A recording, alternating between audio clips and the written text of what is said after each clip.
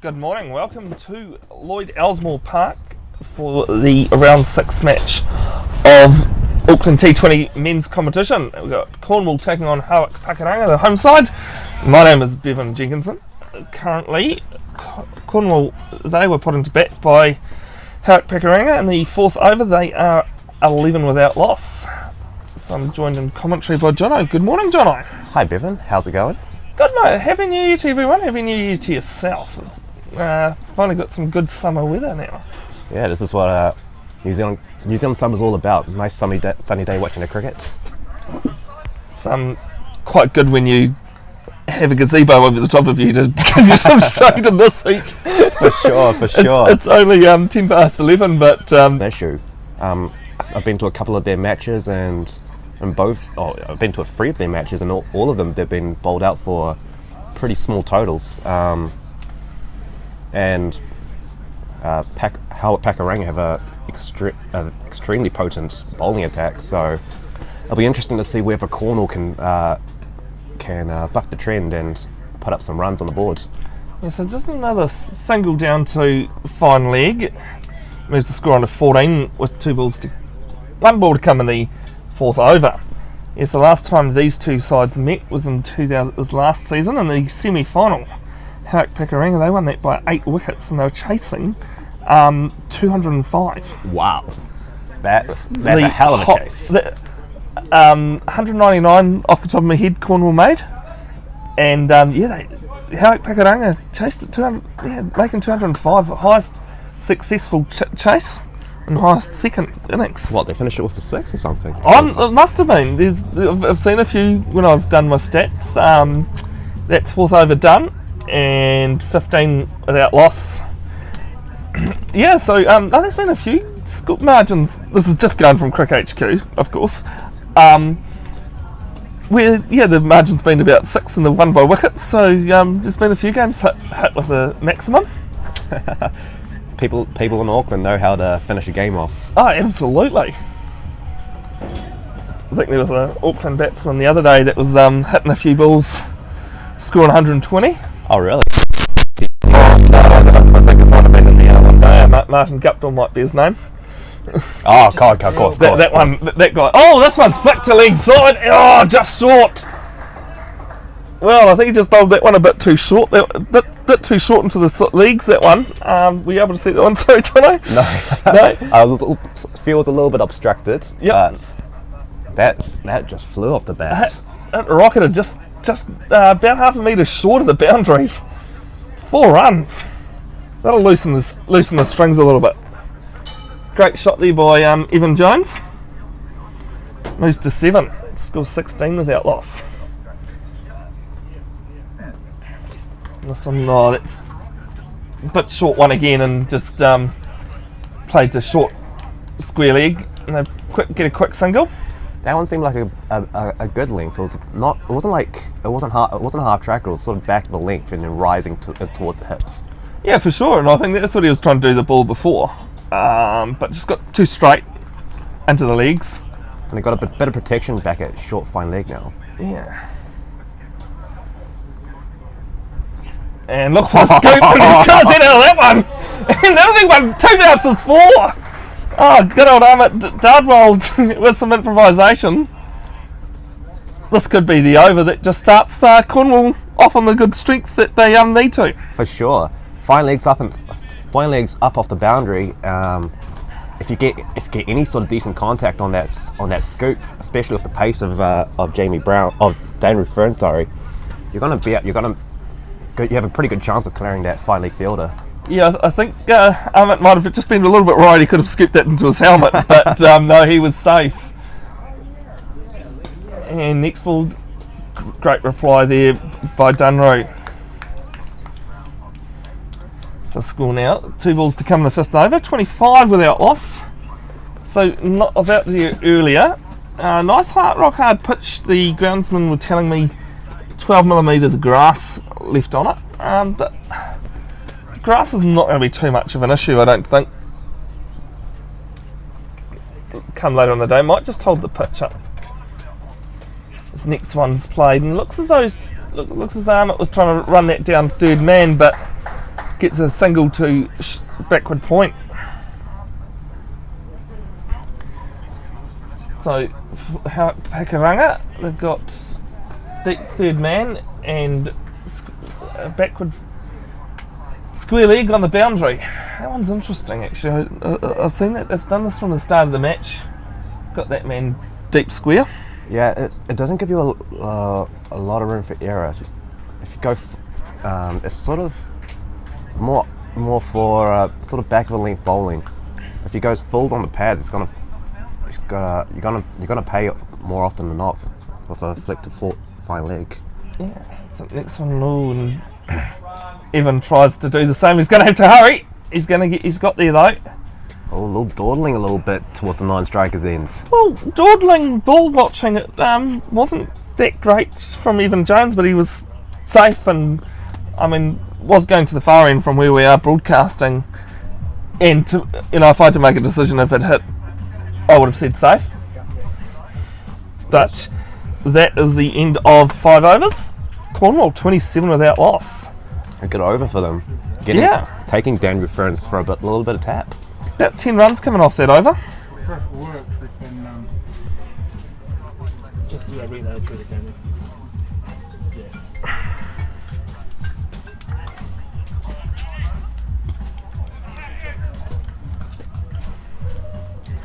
And I think this is Donovan Grobler that's going to bowl his second over. Just wait for my scoreboard to reload. Do we have a shot there? Jones on strike. He just loses his footing a little bit. And another quick straight at his end. Gets in though. See, I don't think there was...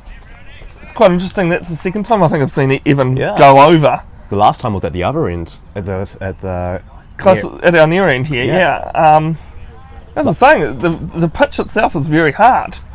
So, is he wearing spikes, mate? Is he not wearing spikes? Yeah, I mean, both times that Sweeney's had to do a bit of a reaction, jamming his bat down and leaving his feet. That's a great shot for points. Great use of his feet there, Armit. It's actually Jamie Brown on bowling. Do apologise for that. And that's 4 through point. A little bit in the air, but well away from any of the fielders. And no doubt about that one.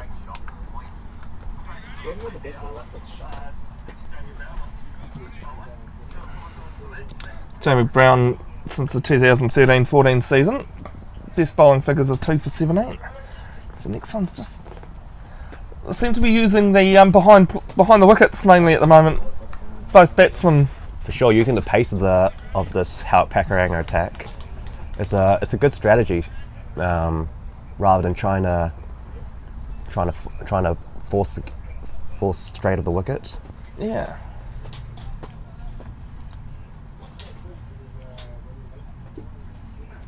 Jones now just dabs it down a little bit and he'll get a single. Very well run there from both batsmen. Played that extremely late. Yeah. Probably went towards in between where first and second slip might have been. Yeah, absolutely. And I mean, you talk about late. I think that was later than Kane Williamson. Yeah. Kane Williamson would be proud of that one. Absolutely.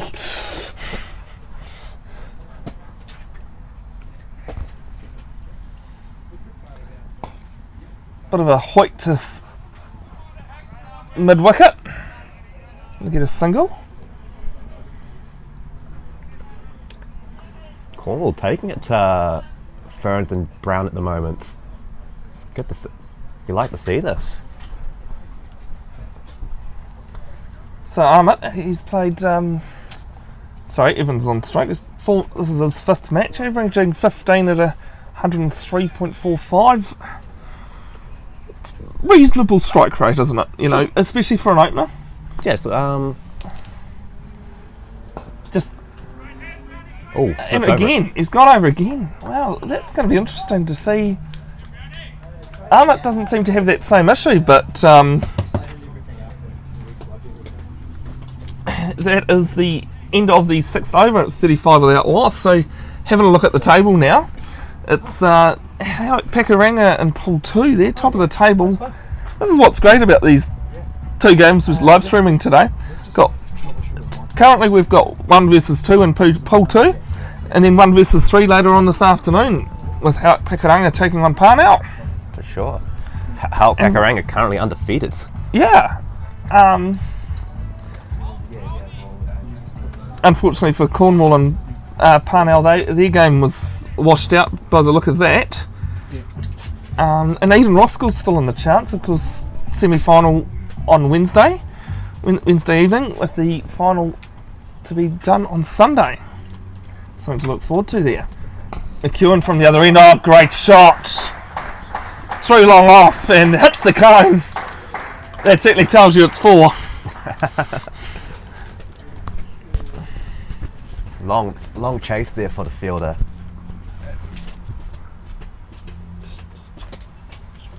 Yeah, certainly deep back hoik, but doesn't get anything on it. So what do you reckon is going to be a reasonable score here, Jono? It doesn't seem too bad for batting, so if you're looking, maybe trying to look for that 170, 180 kind of mark as a par score. Yeah, we'll go and, looking through the stats, well, that one's a bit of a shocking one with the slower one. It either comes off really good or it doesn't.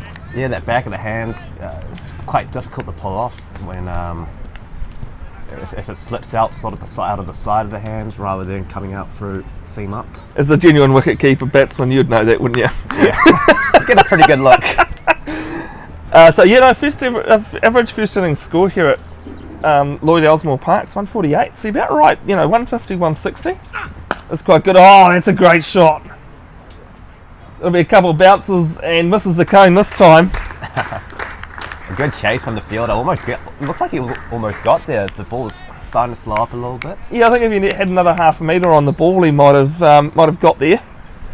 Certainly pleases the coach who's walking around the boundary. Good front foot. We'll call it a front foot pull shots. Not give it a bit of class to that shot. Well, it was down in our favourite corner of the broadcasting. I know how much you love that corner, Jono. Oh, that one's a lot more full on. Dardwell gets down on it. Through to third man. They're coming back for 2. Very well run there. Things just not quite coming off from McEwen down the other end. He did bowl his one over from our broadcasting end. So not quite sure what's happening there from 46 without loss. I mean, that's where you want to bowl. Is full and wide outside off stump. But excellent job to get 2 front. Oh, it's some great acrobatics there from Evan Jones having to get out of the way of that ball. I learnt the last game I was involved in, if you're not bowling or fielding, it's best to get out of the way, because almost broke my arm when the ball came back at me when I was umpiring. Got out of that one pretty quick. No, actually I didn't. I apologise, I didn't get out of it, I got hit. So last ball of the 7th over now. Doles and I right into that block hole. They pick up a single. The running has been exceptional between these two. Brilliant. Probably what was missing in that first game we live streamed. So after 7 overs, Cornwall they're 48 without loss.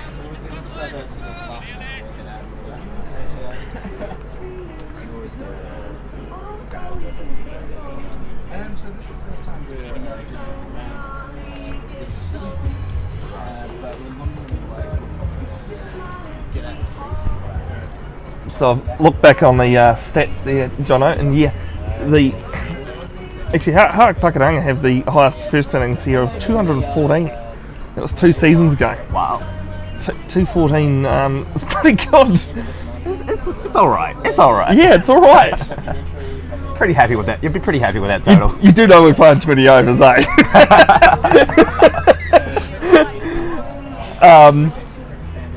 Yeah, most interesting thing I think when you look at Lloyd Elsmore here is that there's been 11 matches since 2013-14, but only 4 of them have been successfully chased. pretty surprising when the average first inning score is 148. Yeah, highest successful in that's 123, and that was 4 seasons ago. Wow. So, quite interesting that the home side did bowl first, winning. Going against recent history. Yeah. But this pitch, it doesn't seem too bad. It doesn't, and it won't be easy to defend, I don't think. So Mackenzie bowling. Yeah, that was a little paddle there from Jones and just nothing on it. So, Very quick for the air with this wrist spin.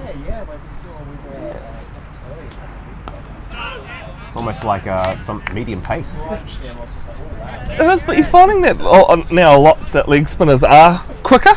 Yeah. You know, they are bowling high 90s, mid to high 90s rather than low to mid. If you look at the likes of Shahid Afridi or Well, even Rashid Khan, Yeah. the 20-year-old from Afghanistan, you know, he's the best 2020 bowler there is in the world currently. And he certainly doesn't slow it down. just skid it through. As we get a little paddle sweep around the corner.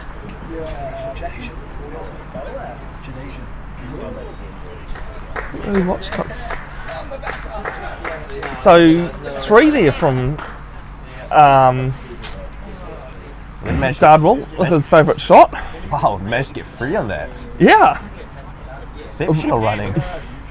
Especially with, it's got a deep square leg. It's like, it's not super far away from it. Also being told Ravinder Jadeja's another one that quickens the pace for a spinner. Slow left arm orthodox. And all just... I tell you what, if I was going to duck under a ball between these 2 batsmen, I'd rather be Amit than Evan. Amit's a little bit closer to the ground than what Evan is to get out of the way of that one. Not a lot of batsmen to make a wicketkeeper look super tall. No. Next ball's bowled and just... There's a call of 2, but I don't think he's going to get this. No. Very ambitious as Nevin sees off camera here, off microphone. And that is the end of the 8th over. 54 that loss. Dardwell, he's there on 32. Evan Jones on 18. What you looking for? Who?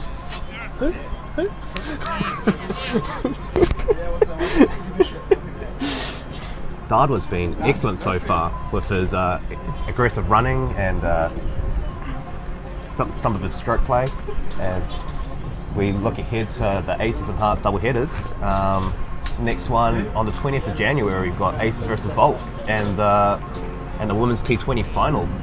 It's going to be quite good. I mean, I've been watching a bit of the women's. Wellington are looking very good, Yeah. and I wouldn't be surprised if it does end up being a Wellington Blaze versus Auckland Hearts final. For sure. Both sides looking quite good. I'll be going along to those matches. Yeah, the Aces, they've got to worry about going down State Highway 1 tonight or tomorrow. Heading down to Seton Park. Heading down to Seton Park. The Northern Knights are taking on. That'll be a good game. Actually won free tickets to that. Oh, really? My partner and I entered the competition thinking, oh, well, 1 double pass, double our chances. We ended up with 2 double passes. Oh, excellent.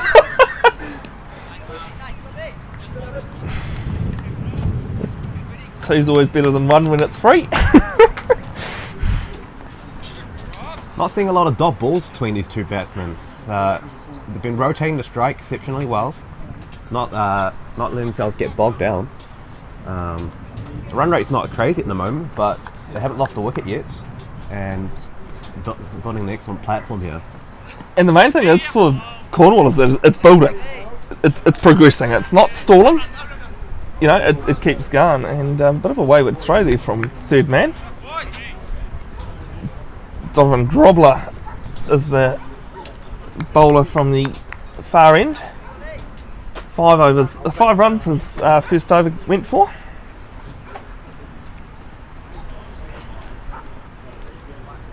It's actually reasonably short. I had this thought that Donovan Grobler was quite tall.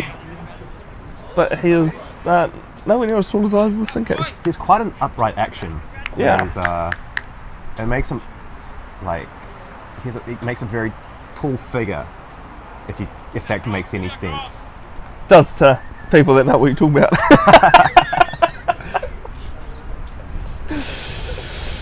Strange that though. This was bold, and is he going to beat the fielder? Yes, he will. I think Matt McEwen just couldn't quite get his body down to that one. Shot of the day right there. I would say the textbook shot of the day. Yeah. Because there's been the ramp and a few others that... The ramp's going to make the highlights. Yeah, the ramp always makes the highlights out of those two.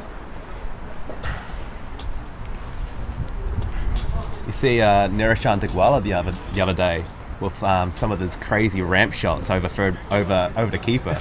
He loves those. He's the new Dilshan. Really. Yeah, all the scoops, the ramps. And to be honest, considering they're both Sri Lankan, it's probably how he learned how to do it. Good throw. Looked like he might have been short of his ground a little bit.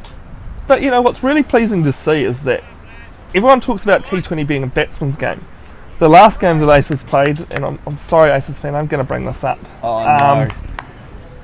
But the Canterbury Kings bowler, whose name's Kyle Jamieson, that's it.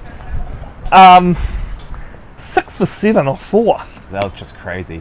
I was there. And I showed someone Cole McConchie's catch. Oh my goodness, that was crazy. That was crazy. It was absolutely, completely and utterly insane. That's the end of the 9th over, 63 without loss. Cornwall batting first. And someone said, that's amazing. I go, yeah, but it was overshadowed by Cole Jamieson's figures. Who gets 6 or 7? I think it was the third best. Third best ever figures in a T20 game. Worldwide. Got to add worldwide. I couldn't believe there was 2 better than that. I was like, yeah. It was crazy. But I went to school with one James Newton, so very drummer boy this past couple of days. got Nev name dropping in the background. Nev name dropping. I'm sure if you said to Jimmy, do you remember Nevin? They'd probably go, who? Evan, did you say? Evan, I love that guy. He's great. or being a big grammar, you know. We got Oh, some acrobatics there. Kieran McKenzie going out for that one, but I'll tell you what, he wasn't far off from that. Man, that ball got creamed, so probably a good thing he didn't get a hand to it. Exactly. Although he might not have got a hand to it, he might have got a nose or something else in the way. Yes, and if you have been living under a rock a bit, been a bit too busy to catch up with the news about why Jimmy Neesham's so great at the moment,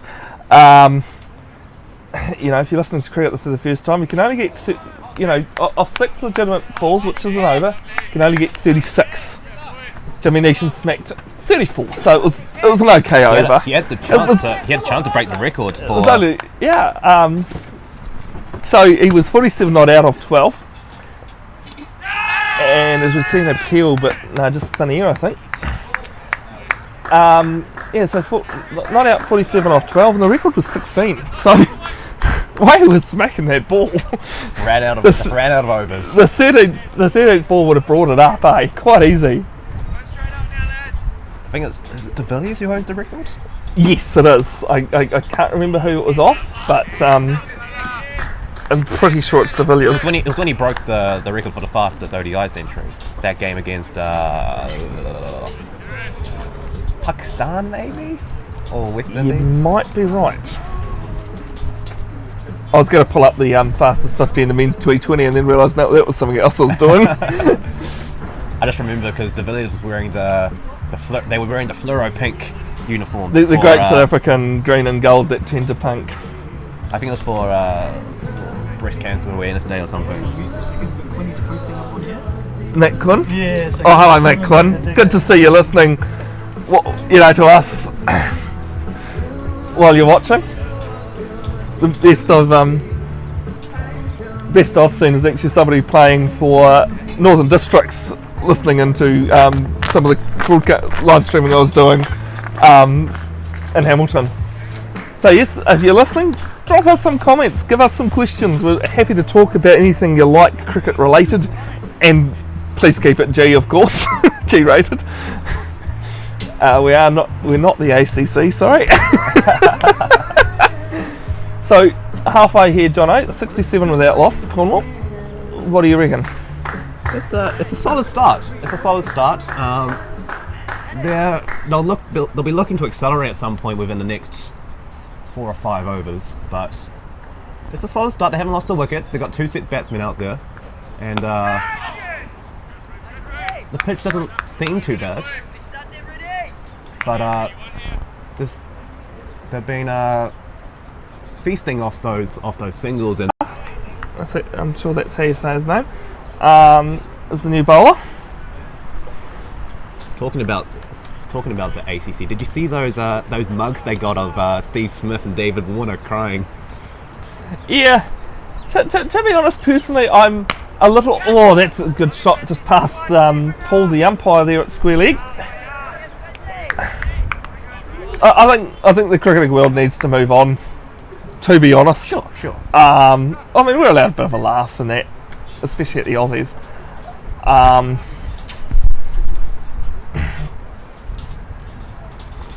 Yeah, but I mean, no way. Oh, that was a very good ball. A really good take as well. Yeah, standing up and probably bowling about 110, 115.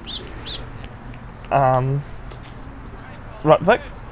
So not that easy to do. For sure, as a wicketkeeper, they're never easy, especially when the ball's close to the stumps and you've got the batsman playing all around it. Oh, easy as you like, does Matt McEwen. He just stands there. Straight to him. Cannot have picked him out better. No. And in typical Matt McEwen styles, oh, actually, is it Matt McEwen? No, it's not Matt McEwen, sorry. We'll just wait for our scoreboard to upload, but that's the end of Evan Jones. 27 off 35, 2 fours. Good solid innings there from Evan. As we were saying earlier, he's not a free hitter of the ball, but he was there to see Arnott do it. So, that's the end of the first. That's the fall of the first wicket for Cornwall. 69 for 1.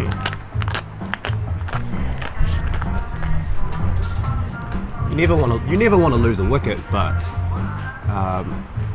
if it opens up, they need to start accelerating the run rate at some stage. But no, it was Brian Barnard that took that catch. I did think. What caught me though was that when we live streamed Papatato versus Howard Pakaranga out at the recreation ground, you'd remember that Matt McEwen was known for his celebrations because he didn't. And for just how calm Brian took that. For sure. Yeah, it sort of looked as though it might have been, but I did learn pretty quick that they are very different stature.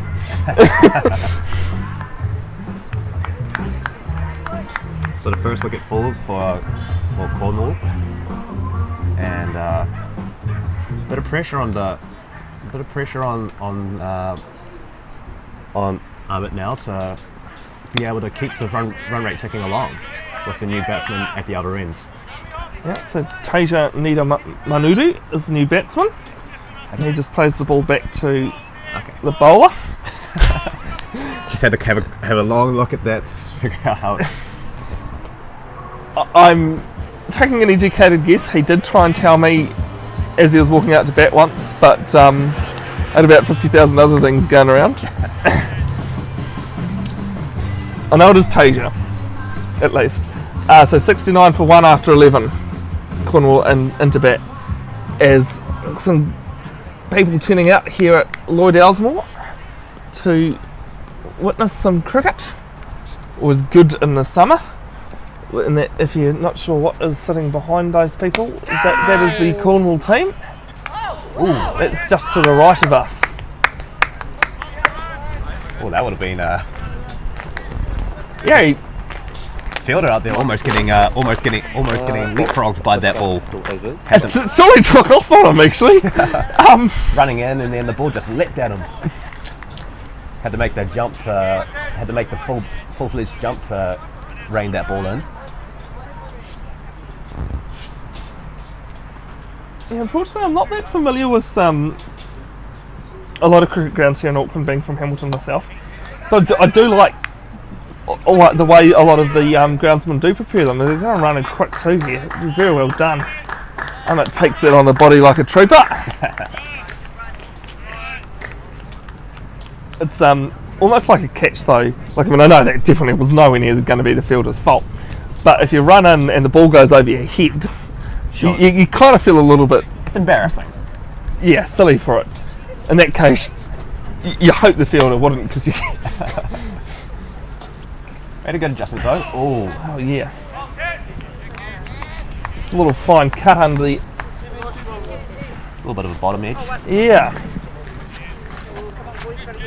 Got tucked up the space. It's not spinning the ball a lot, it doesn't seem like, so... Was it nice? No, I think with that bit of grass on it, it's not going to turn. Yeah. Might get a little bit slower. Sort of towards maybe the first innings break of the second game this afternoon. But yeah, I think it's going to be more what you do through the air For sure. as a slow bowler.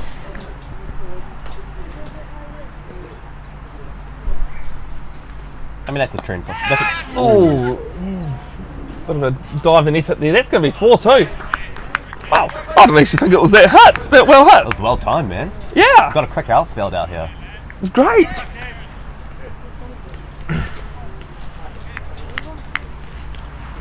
Good effort there at cover, but well placed just out of his reach and between the two fielders there at long on and long off and Cover. sweeper cover, yeah. See another single. That's end of 12. And they've just slowed down a little bit here, Cornwall. There's 79 for 1. But, you know, Armit, he's there on 41 off 31. He's Looking good. He's set. He's set to accelerate if whenever he so decides to have a bit more of a go. Got fairly short boundaries, it seems like, straight of the wickets.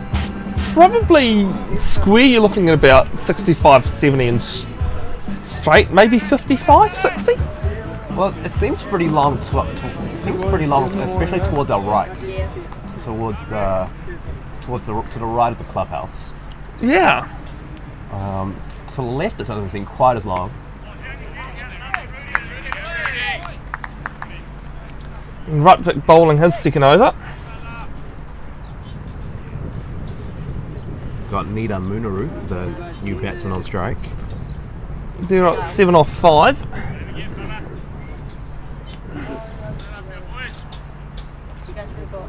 '17th on the all-time. Well, no, I won't say all-time. Oh, that'll help. That's over the boundary for 6. We haven't seen this much so far from the Cornwall batsman, going straight back down the wickets. Probably the third one off the top of my head. Yeah, but that's the first maximum at least. Sure, it's what you want to see, the acceleration from the new batsman.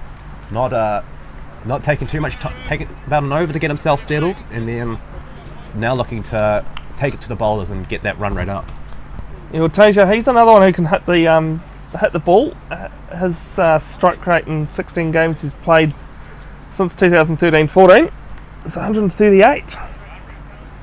Third man's coming up inside the circle now. So we've got fine leg, back, mid wicket. As we just And that see one's- one man. Yeah, good fielding there. That would have been pretty rough. As soon as you bring him in, he just glides one past the fielder, but does good work to cut that off. Very good work, actually. You know, and probably if he was back on the boundary, they could have picked up 2. Sure. The way they've been running so far today. Yeah. Next one with balls bowled and Shot. just through the covers. So you snap men on the boundary, fine leg, mid wicket, long on and long off, and got sweeper cover 3/4 of the way in. Yeah, Quite interesting, that one. There hasn't been that many going through the air to there. It's a pretty long boundary out that way, and if you look at the straight fielders, the mid on and mid off, they're both about 3/4 of the way out as well.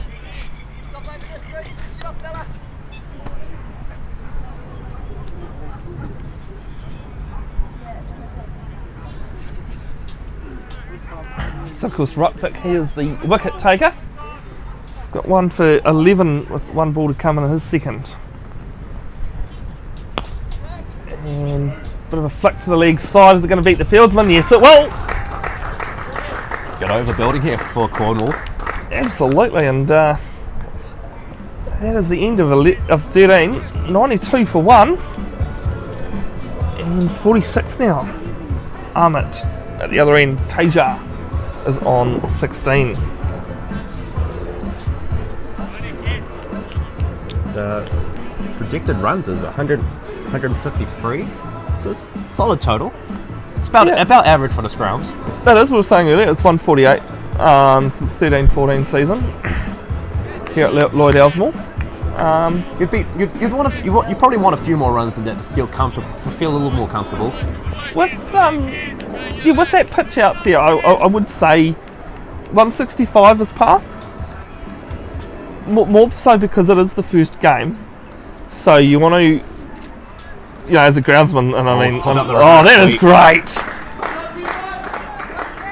Third man top in the circle, and he pulls out the switch hits. Yeah, absolutely. What's interesting there is Teja, even though he knew it was 4, and did the old fist pump. He actually ran down the other end and then came back again. Like the enthusiasm. I suppose it's all about momentum in cricket, so you just keep running with the shot, they say. So he backs away to this one, and he's going to get it through the 2 square leg fieldsman. And there's another 4. Back boundaries. Back to back. Back. 3 in a row for Cornwall there. Exactly what they need here. You got acceleration from both batsmen. Not messing around here.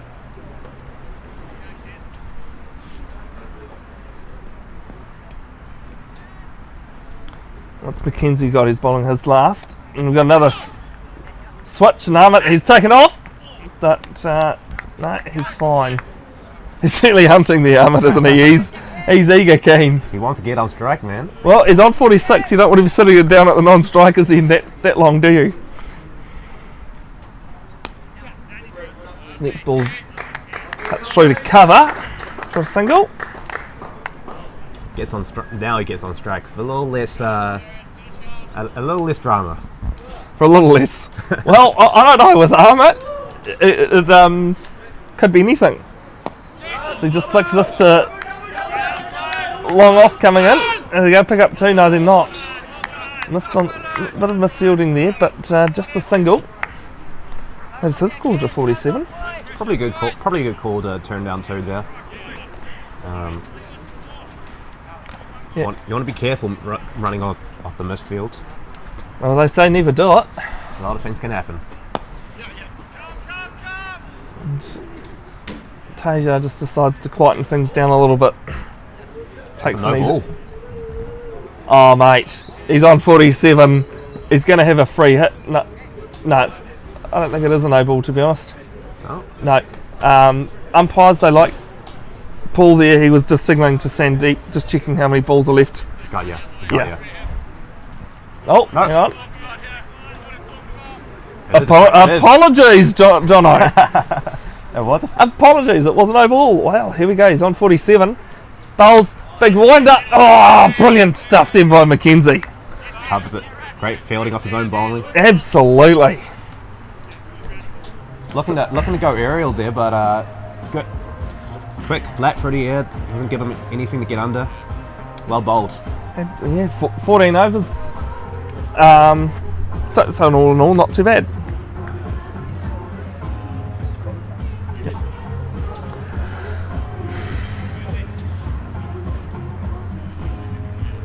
So 6 overs to go to get to that 150 mark. Gonna need 7 and over. Oh, 8 and over, sorry. The way these two are going at the moment, it's very doable. Absolutely. Got the music going on. It's quite grateful that the cameras aren't pointed on the commentators today. As long as one particular commentator learns not to start singing when he thinks his mic's off. You don't want your moves on TV on the cameras You, on the live stream. what's bad is you probably want my moves rather than my singing, and that tells you how good either of them are. Good length there. Jammed it in the block hole. My 9-year-old nephew the other day was saying his favourite ever piece of commentating was me when I showed him starting to sing at half time of a game I was doing when they told me my mic was off. They're playing fools with me, I tell you. Oh, he's going for the scoop again. And taken! Great catch! That is an awesome catch there, very well weighted. And I actually thought for a second there, Jono, he might have just run underneath it for a bit. Yeah, sort of. And he's taken half a step back and just taken it well above his head. Well, not well above his head, but above his head well, should we say. I mean, he's going for the scoop again, but this time, last time he played that shot, the fine leg fielder was up inside the circle. So just see that scoop again. It's just, I think it was pretty much a replay of earlier when he did play it. But this time the fielder was back on the boundary. The big difference, though. Big difference with the fielder being there. He actually got that one better than he got the last one, but not enough to clear the rope. Mackenzie was the fielder that took that one. And unfortunately for Armit, he just missed out on that well-deserved 50. Terrible timing for Cornwall though. Now we've got the new batsman on strike just when the momentum was going their way. Yep, this might halted a little bit. Now a lot of the burden goes onto Nita Manu now to keep the strike, keep pushing on. I think from here, just waiting for my scoreboard to load to say who the new batsman is, but yeah, I think he's going to be that key to make sure they can get at least. I'm probably going to say with that one wicket now. Unfortunately, 140 is more doable because you just got to get this new batsman. He's got to get in for sure. I mean, a lot will have to see on how quickly he's able to get himself in and get himself going. I don't know if that's Ahmed's brother. I think that's a ditcher.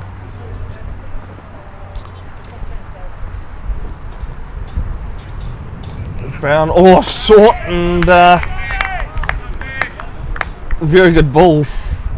That's one way to greet the new batsman. It's a brilliant way to greet a new batsman. If only I had that in my weaponry. Got 3 men back around that square leg boundary. It's 5 leg, square leg, and deep forward square leg. It's all set up for that short ball. This one goes a little too far down the leg side. And wide called.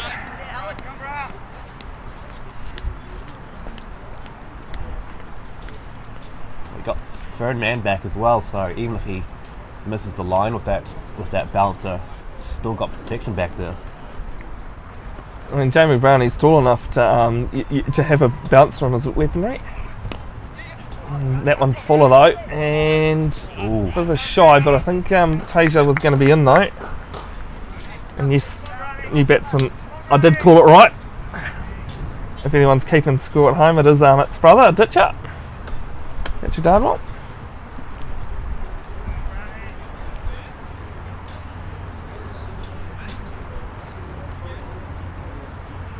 It's got a pretty good average, good strike rates. Yeah, almost 26 at 125 is pretty good. Yeah, it's good for T20. Average of 26. Next ball bowled in. Oh, that'll help. That will help, and it's 4. Couple of bounces. And Tasia says, thank you very much for that. He is taking on. He's not going to let this run rate stall at all. He's going to keep on attacking. Exactly what you want to see from a Cornwall point of view. 31 off 16. He's in every right to make sure it doesn't stall. Really, He's played a crucial role so far after the loss of the first wicket. Oh, this one's huge, is it? It is. It's massive. Just to the left of the side screen from where we're looking at. That's 6. And wow, that is a good over there for Cornwall. Great finish to the over. 117 after 15. 117 for 2. They are taking it to this Howard Pakuranga bowling attack. And you know, it's also worth to mention that there is at least 2 Auckland Aces players in this. 3. Got Ferns, Brown and McEwen. Yes, actually, Ferns, I couldn't think of. I was like, I know we got McEwen and Brown. Brown just finishing his third over. Gone 1 for 25. Yeah, but I just didn't remember that Dunro was also playing. So let's see, change of bowler at this end, and I do recognise the bowler. It'll come to me in a second. Of course, Kieran McKenzie, he's finished his 4 overs, none for 32. Getting plenty of action here in this battle between the top 2 sides in this T20 competition. Yeah, Grobler's the new bowler. Oh, is it Dale? Is it Tom? Being told it might actually be Dale Phillips. I said that confidently. I thought it was Grobler. We'll see in a second when the being told off mic that watch out for the Bevan's bowling style.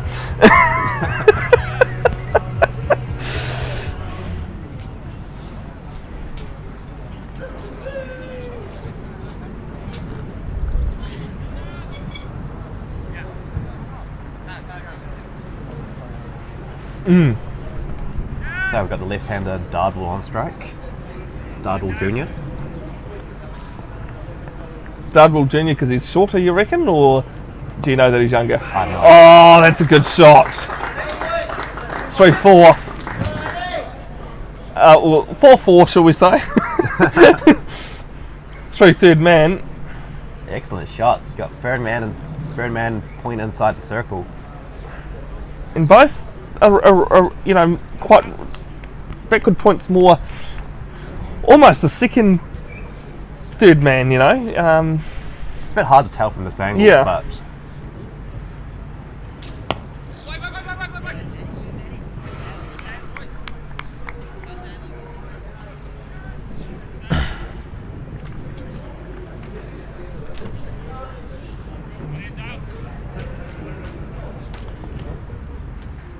starting to look pretty good now. 121 off 15. I'll give one there to Hamant for saying it is Dale Phillips, because it is. Any doubt? You win some, you lose some. Oh, with me, it's more of one and less of the other.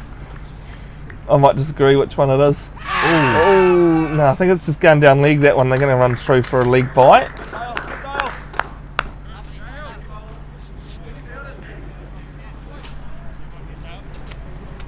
So just we were being told before that Dale is a closer bowler. Can be tricky sometimes trying to get that LBW when you're bowling around, over the wicket, across the left-hander. Yeah. Especially later in the innings when you're probably not going to get getting much swing.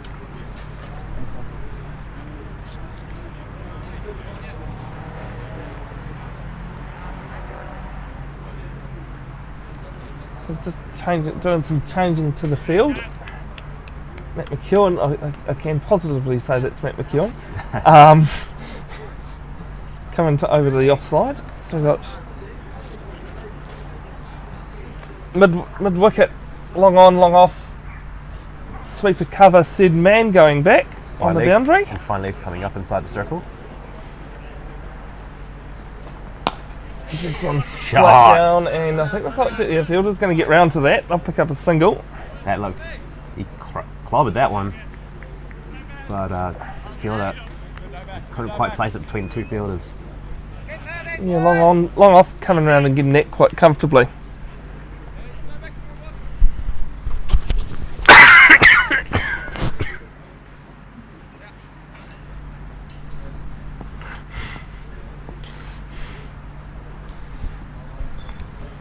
The next ball's bowled. Full out this one, and 127 for 2 Cornwall.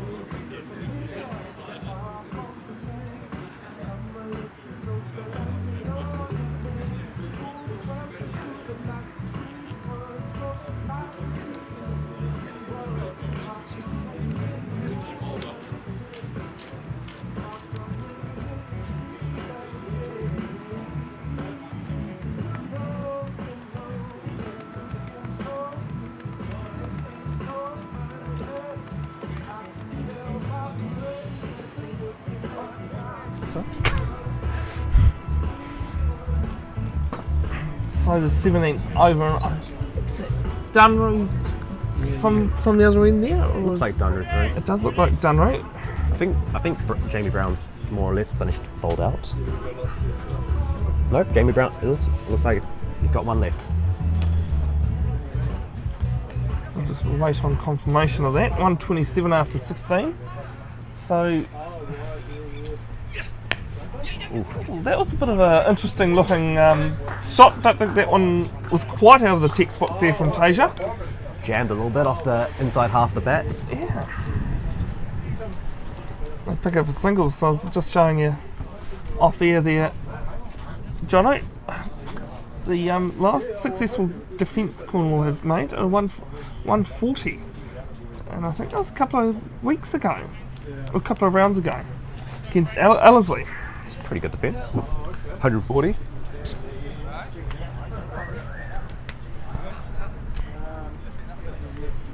I was right. I've pulled one back for myself there. It is done right. It's going around the wicket now. All into the pads, and he's going to pick up a single bit of a soccer kick there. And tell you what, Would have been touch and go. no, Salah, eat your heart out. That one, that was not far away. For sure.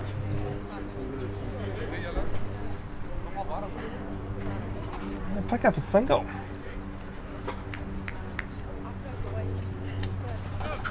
It moves on to 10.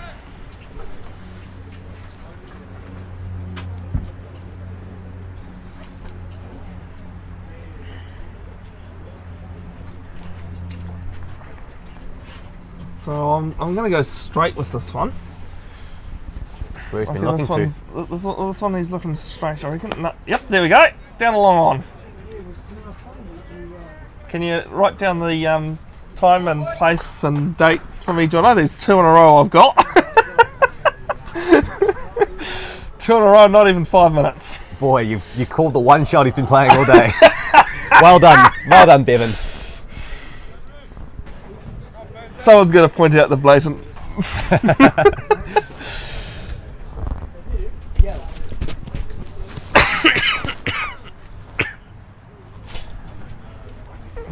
A ditcher on strike now, and he's just going to flick that to leg side.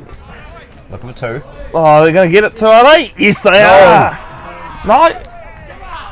He's gone. Great throw from the boundary there.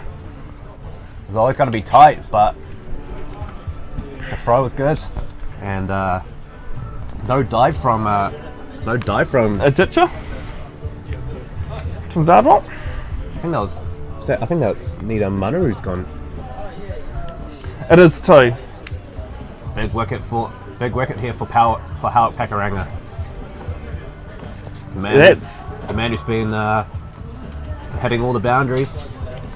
Yeah, I reckon that's going to turn things just a little bit more, and now maybe It's probably going to cut 20 runs off the final total.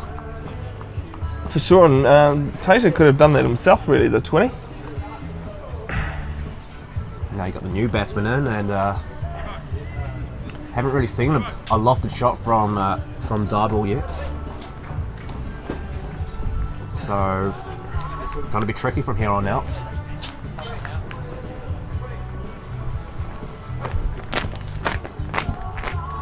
So 2 balls to come in the 17th. It's 131 for 3 now, Cornwall.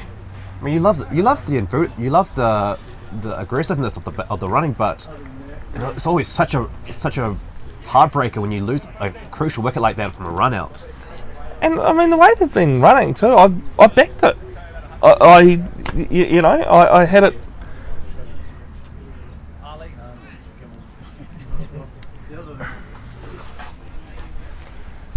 I thought it was safe, and David won with the throw from the boundary.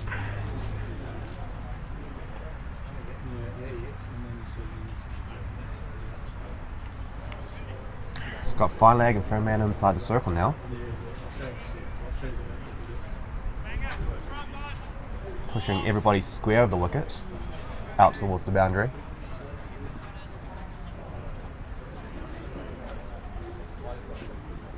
Looking to go full here, I think. Dozen big swing, nothing on it. And that is end of 17, 132 for 3. Good over for Hauk there. Got the big wicket and not too many runs off it. Cornwall looking in a bit of a pickle now.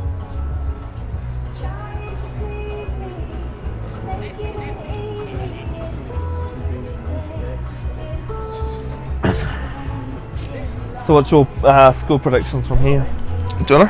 3 overs left. I reckon maybe 145. Yeah, I still think 145's on the cards. 150.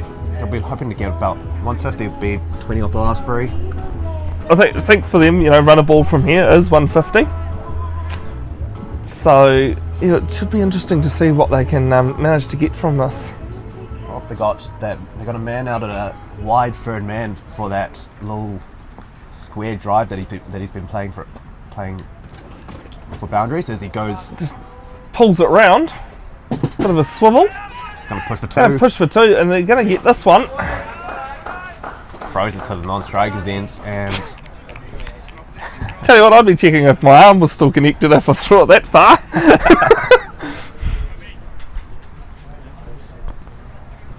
It's 132 after 17. Oh no, that's Oh my, blockhead. Oh, into the legs again. Yeah, pick up a quick single. that one kept real low. Yeah, it was just I don't even think it got above the knee roll, to be honest. It almost looked kind of good for an LBW appeal. Well, if it was a little bit straighter maybe, but no, I It's think not. just coming, Dudley's not a tall fellow, and yeah. if it was online, it might have been worth a shout. Of course, as a bowler you can always ask the umpire the question. Looks like he's going to go around the wicket to the right-hander. Paul, the umpire, was telling us that he does love a quick game, means he can get into the lunch pretty quick. Help himself. Did not make that one up, he told us. He's the man at the non-strikers end. Sandeep's the square leg umpire. Fine legs coming up Currently. inside the circle. Oh, That one's a bit full and keeper's missed it. That'll be 4, thank you very much, runs, that one. And it's no ball, yeah. The no ball looked good from here. Not quite sure what he was trying to do there, Phillips, but it just didn't come off. It might have just slipped out of the hands. Well, that really hurt. That one hurts. Now you got a free hit. Well, it's 5 off nothing, isn't it, really? The free hit tries to get that one straight, and can confidently tell you 2 free hits and no runs off either of them. No foot movement from the batsman, and it's a bit of a wave outside off stump. I think when it comes to free hits though, you try not to overthink it. You go with what, if you've been in there for a bit, go with what's working. Don't try and improvise. Charges, and just gets a single. Well, we've got De Villiers in the house here. Yeah, Fanny De Villiers. He's not a bad batsman either from memory.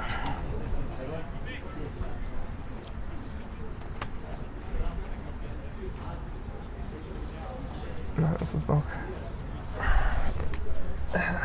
11.9, and that'll see the end of Aditya. It's gone for 12 off 13. Well, both the set batsmen gone now, and absolute worst case scenario here for Cornwall as we head into the final few overs. Gotta love a bit of the boss belting out, don't you?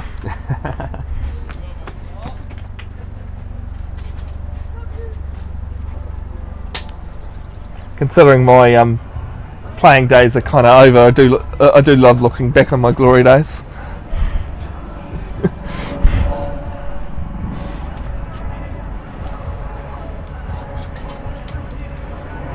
Yeah, well, there were 100 and... No, there were 70 without loss after 10. So they have doubled that net currently with still 2 overs to go. But yeah, four wickets down now. The momentum might just slip a little bit more. Well, it looks like they're going to get well past 145. What do we know, Jono? What do we know? Underestimate the batsman. Next ball's full, and bit of a diving effort there by Rutvick. And we've seen it again. Finally seen someone else slip over. Slipping at the non-strikers end this time. Yeah, it's certainly not what something you want to see in cricket. But yeah, 142 for 4 now after 18.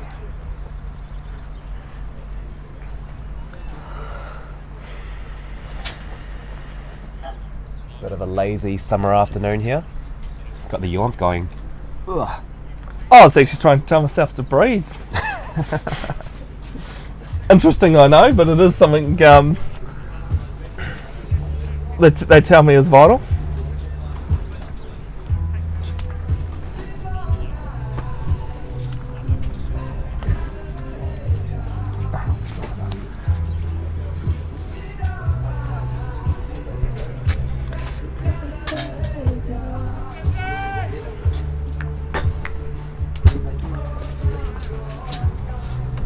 And Dunro's about to bowl his last. He's gone for 15 off his 3 overs so far.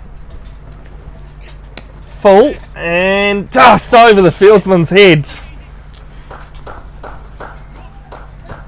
I'll pick up 2. I think he might have just taken maybe half, 3/4 of a step in and then realised, no, that one's going to just keep climbing. That one just tantalising past the fingertips.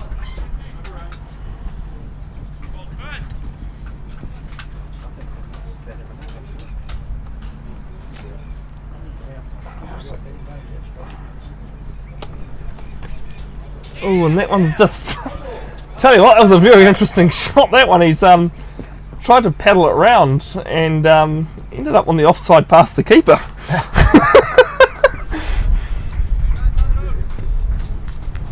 So, of course, 3 o'clock this afternoon, we've got Parnell taking on Howick Pakuranga. They're sitting 3rd, but just had a look at the scoreboard and Parnell dismissed for 121. Just over and over to go by Auckland University. That game just happening out to the left of this one currently. Never want to get bowled out in the T20. No. And that one's high. Is it going to be taken? No, just short, just wide of his outreached hand, and that will go for 4. Looks like he got a hand on it, but well over his shoulder, reaching out behind him. It's never easy. It's not easy running backwards and sideways and knowing that that ball's probably just going to be behind you as you get there.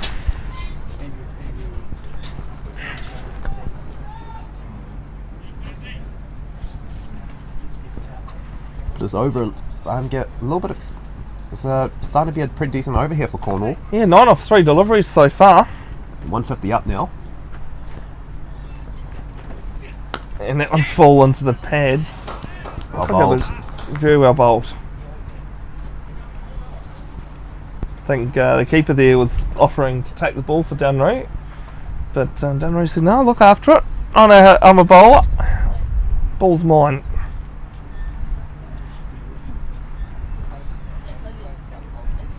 So still on for 160. 160 is definitely on. Dude, 160 is definitely on. I'm going to say 163 from here.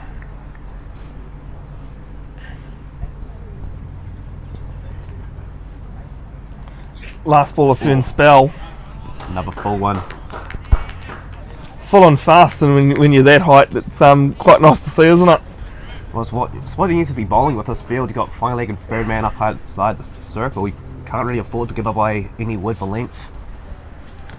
Now, see, Jono, this is what happens when you don't rely on technology. You know, when you give up on technology. I hadn't expected that the scoreboard would be updated so quick. So there's still one ball to come, and this is high. Bowler's called for it, and he's taken it easy. Well, that'll see the end of Sam Anderson. Good finish to the over for Ferns. For Dunray, yeah, that finishes his 4. He's got 1 for 23. 152 for 5 now. Cornwall.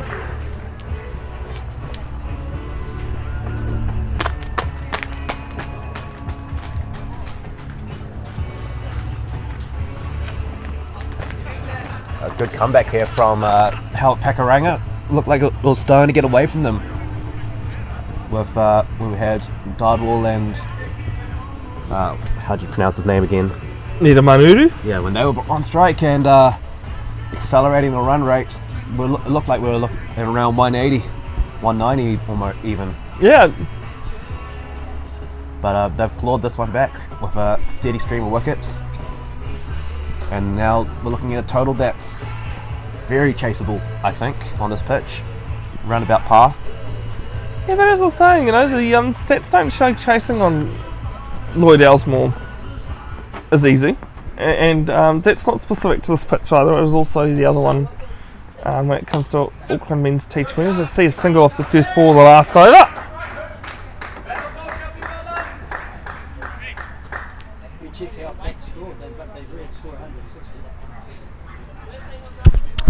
What was that, sorry? Out back arena, won their games, we checked the stats. The batsmen are on our list. They just said they're getting between these and 30s. Yeah. This is going to be a lot for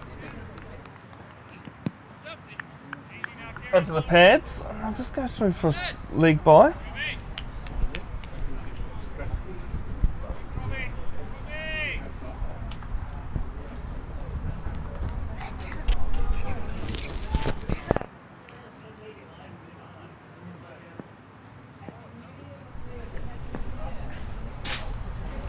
The next ball's bowled full of one note. I'll take a single. A single's aim of the over so far. 2 balls, 2 singles. Hal will take that. They'll take singles over all day here. Trying to keep that total under 160. Charges down the wicket. And just another single. Oh no, they're going to come back for 2. Oh! I tell you what, the throw was good, but not good enough for Phillips, the bowler, there to gather. Wait, sort of. But, he sort of bailed out, sort of waiting. Thought it was close enough for a potential direct hit. I think he realised that the crown jewels are probably a bit more important. Probably would have been safe if he tried to gather it and take the stumps off. Direct hit was probably the only thing that was gonna get him out. As we see a chip over to the cover boundary fieldsman, and they'll pick up 2. That run out of side, the running between the wickets here for Grafton has been, for Cornwall has been exceptional. Absolutely. And, 159 was the last ball to come. Got a fairly big ground here, and they've done a great job of just sort of dropping the ball into gaps between the deep fielders. So this one's full, and they're going to run through for a bye signal. So that's the end of 20 overs. Cornwall this 160 for 5. If you just stay with us, we'll just run through the. Johnny can run through the scoreboard there for me. So Evan Jones opened up, getting 27 off 36. Amit Dardwell top scoring with 47 off 36. Teja Nita Manu, he looked like he was gonna take Cornwall to a big score, but untimely runouts on 40 left them in a tough situation. The second Dardwell, can't quite remember his name. Aditya. He played some good shots early on, but sort of got slowed down a little bit with the fall of wickets and ended up with 12 of 13. Anderson caught and bowled Ferns for 8 off 6, and then De Villiers and Guptill Bunce both not out 10 off 9 and 2 for 2. So not a bad innings from Cornwall. 14 extras, 9 leg byes, 2 wides, 2 no balls and a bye, but definitely not as much as they probably could have got there. Yeah, 9 league byes. I don't think I've ever watched a game of cricket where there's been so many league byes. I mean, 5 is normally about tops, but yeah, 9's very interesting. Showed that Cornwall were always wanting to pick up those runs in offer. For sure. So Harrick Pack's bowling card now. Ferns 4 overs 1 for 23. McEwen 2 overs for 17. Brown 3 overs 1 for 25. Grobler 4 overs 1 for 29. Mackenzie 4 overs none for 32. Probably unlucky to get a wicket in there. Rutvik Butadra 2 overs 1 for 15, and Dale Phillips showing 1 over, but I'm sure he bowled 2. No, he didn't. He only bowled the 1 over for 9. Right, will join us shortly for the chase, and we might even see if we can get someone in for an interview, eh? Yeah, for sure. Join us shortly.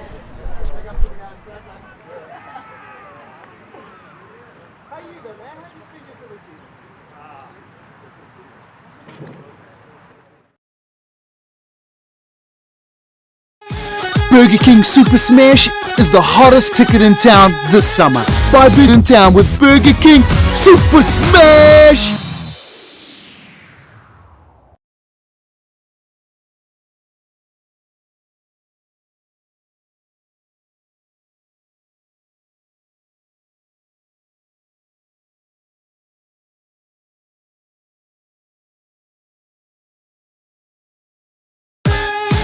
Burger King Super Smash is the hottest ticket in town this summer. Buy Burger King Super Smash tickets and win super prizes instantly. The more T20 games you get to, the better the prize. Guaranteed. And if that's not hot enough for you, you'll be entered into the weekly prize draw with a chance to win the grand prize at the end of the Super Smash season.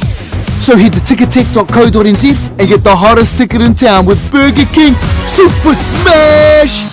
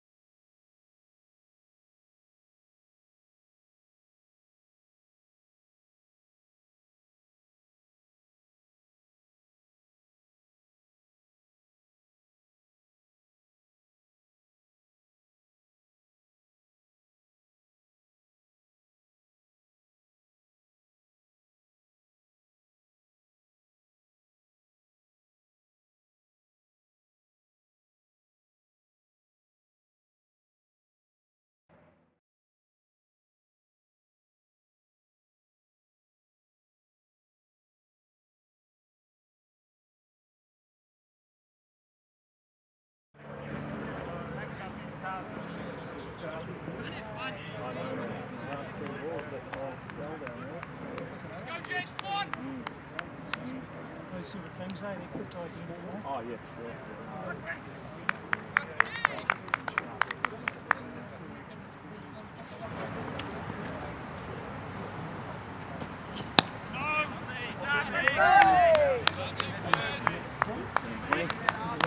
Like before with Matt this morning. Lots of words, and let's turn that into some actions, eh?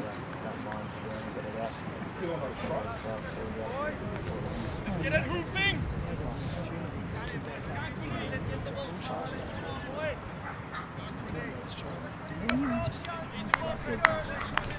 Is that better? Okay, sorry about that.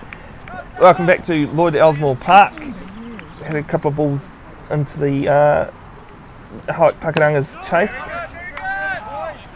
Matt Quinn, the opening bowler, following to Matt McEwen. My name is Bevan Jenkinson, and I've got Jim here in commentary. Hi Jim, how you going? Going very well. I think Alan Hunt, the coach, just put Matt McEwen into bat because he gets on with it.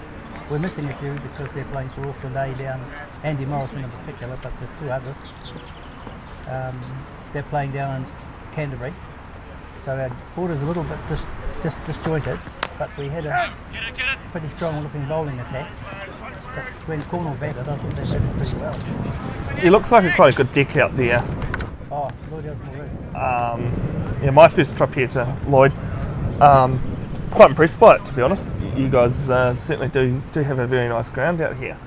It's a very good bat first pitch, I can tell you that. People win the toss here, they bat. Unless you're playing T20 and the weather looks dodgy at night. But so can you give us a reason why Howick decided to bowl then? Because that mystified myself as well. Well, maybe not when you look at the bowling attack. Dunru Ferns, Jamie Brown, Matt McEwen, for a start, 3 aces, and Donovan Grubbler, who should have been playing for Auckland in the last 2 games. That's a pretty powerful bowling attack, so I think they thought they'd get into Cornwall and see what they could do. Unfortunately, from what I could see, the Cornwall batsmen found the bowling a little bit short and the pitch to their liking, and they prospered. And 160, in my belief, is a pretty reasonable score. I think we'll be working. It should be interesting to see how this chase goes. Oh, cricket's cricket. You can lose 2 wickets and 2 balls and the game changes. Absolutely. Although that's got out the old pitching wedge, and I think that one's cleared it, has it? It has. Matt McEwen. They put him in at about 8, I think, and he does pretty well there. But they're probably treating this bowler with a reasonable amount of respect because he was playing for Auckland the other day. That's another 4.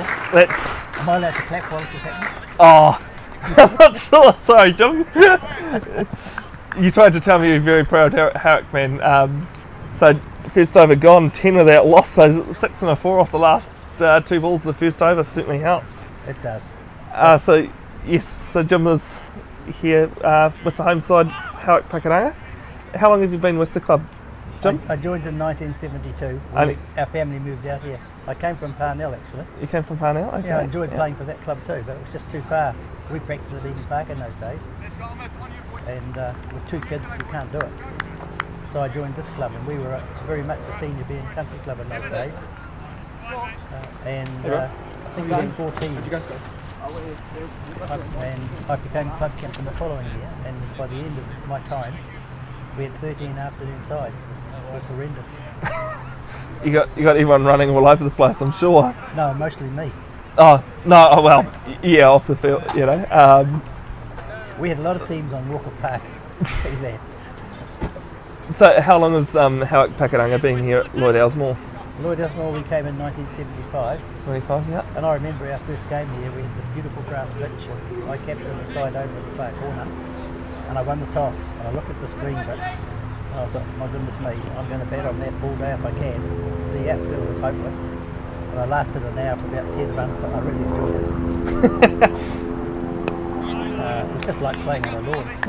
So we've just faced one. I don't know who the bowler is. It's Tejan Nidaman Uru from memory. He's another Auckland player, isn't he? On a good day. I'm not sure if he has played for Auckland, yep. And bit of a lazy shot there from Brian.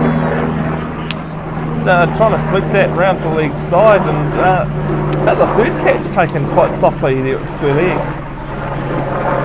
Well, I'm not really happy with that. He knows better. But actually, he's pretty good. He takes these things without getting too upset about it. I think the ball might have come up a bit slower than he thought. That's my guess. It's not the fastest track in New Zealand, that one. Yeah, and I think Tasia does rely on just slowing the pace off the ball as And well from memory. We're not messing around here either. Donovan Grobbel has gone out to bat at number 3. So I have a feeling we're putting our eggs in one basket here. One of those two out there will get away a bit, I think. But we still need 151 to win the game. So we'll have to see. 9 wickets in hand though. I mean, you know, that's as long as you've got the wickets in hand and the overs on your side, it should be alright. Well, from what I could see in the first innings, the batsmen are getting themselves out. The pitch is that good. There's been, as you said, there's been 2 or 3 soft dismissals around the square leg area, and they all could have been avoided. Yeah, so you're certainly right about Donovan. You know, he's averaging 48 at 165 since 2013-14. Donovan actually played for our club for about 3 years. He came out of the 3rd grade. He'd come from South Africa, and he wasn't looking to play anything except in the club's 3rd side. And our boys spotted him, and he got to the senior side. But it took Auckland about 3 years to figure out what a jewel we had out here, which was good for us. Oh, this one's short and he's off the mark, isn't he? not the most prettiest looking shots, but coming from a number 11 batsman most of his career, that's not saying much. I think it might have taken him a while to get used to the wickets from Christchurch. But,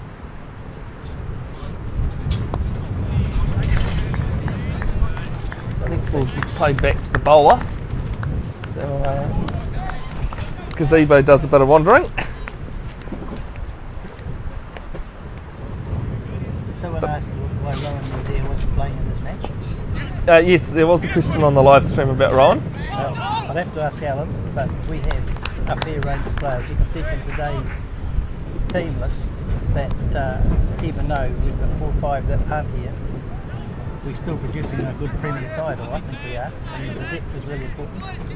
And I think Alan gave Kieran McKenzie a run today. He was a leg spinner, a young man, and he's also quite capable. He bats well too. So I'm not quite sure the thinking behind that, because Rowan certainly hasn't let us down. He's got wickets almost every game he's played in. But I suspect it might have been bulged the batting a little bit. I was quite impressed by Kieran with his leg spins. That's 2 overs gone 13 for 1, chasing 161 for Howick to remain undefeated. We have 3 Mackenzies playing for this club. The father, Wayne, he played premiers regularly when he first came here. They're from England. Kieran, the oldest son, he's been 2nd grade and had some games in the premiers over the last 2 years. And the third one, Danny, who plays for the third side, he's also a useful cricketer. But he's more into his soccer, I think. But they're pretty much out-packering people, those 3. It's one thing you got to enjoy about clubs, I think, like Howick, Pakuranga and others, is that, you know, they're family clubs. And, you know, if you... It's almost something I think that's sort of missing in club rugby these days, is that you're not, you know, families aren't generally that well looked after enough, like they seem to be in cricket, to keep the families involved in the clubs. We've got this little square out in front of the club here. It's all picket fenced, and it's meant to be there for people to go out and have a drink, but in actual fact, the kids go there. And the last game we were here, there were 2 Munros and 3 Grobbelers and a couple of others, and they created absolute mayhem. Cricket at one end, soccer at the other, and we all enjoyed that. Something to keep everyone and everything entertained. Oh, that's a good shot by Matt, and I think that it's gone all the way. It's another 6 to Matt McEwen. That takes up to 20, doesn't it? It does. You must have gone to a fine school, that one, Jim. No, correspondence school, me. Well, it's still a school.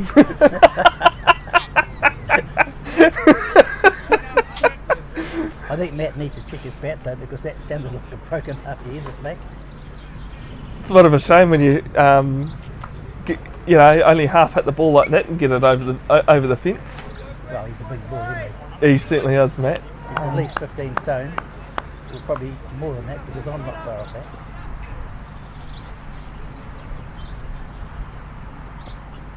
Oh, just a little bit of a fiddle outside the off stump, that one. You're usually not so happy with those. But once he gets in, he does defend well. And he's a very, very good bowler. He's as tight as.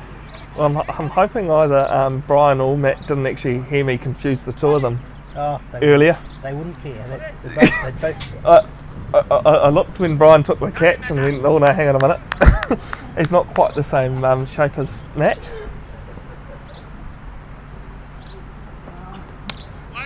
Next ball just down to point. Well, both Brian and Matt joined us last year, I think. Brian's come this year. They both fit into our club really well. They've got good senses of humour. They're good club people. They turn up to events. And Matt will play cricket anywhere. If he can't play Prems or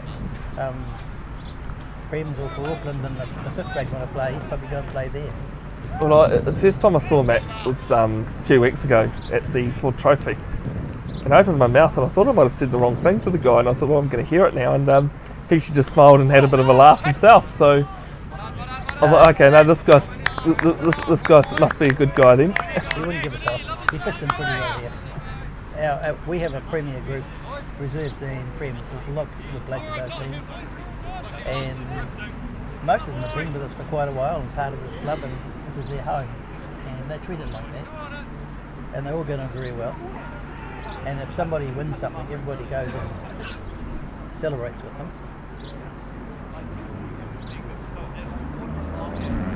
Last ball of the third over, a little bit shorter and rising on him. Never that happy with something outside the off stump is Mac. 3 overs gone, 20 for 1.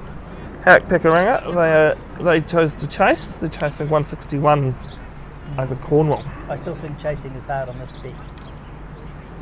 But since this morning, it's not now, it's mid-afternoon.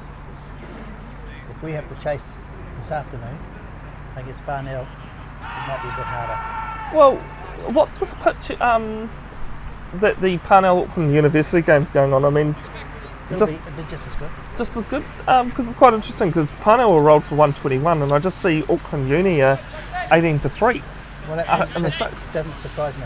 No? University are not a strong side, with respect. I've seen them play.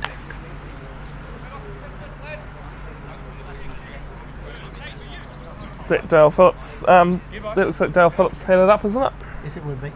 Dale Phillips and David Wynn are probably the next two in. I'm not sure about that. It's likely to be. And we've got quite a regional tail too. Darnru bats well, Root bats well, Kieran bats well. I'm not sure who else is in there. This is Evan Jones. No, it's not Evan. No, it's not. No, I'll take that back. When the guy turned around, I realised, no, that's not. No, it is Evan Jones. Well, there you go. See what happens when I don't trust myself. I end up right anyway. I was going to say, from the last game I watched again for Cornwall, I remember that Evan Jones was. I got a good idea for you. Write the numbers down. I tried that. Well, Evan Jones you got his number there, 27. I said, call him up, then we'll know.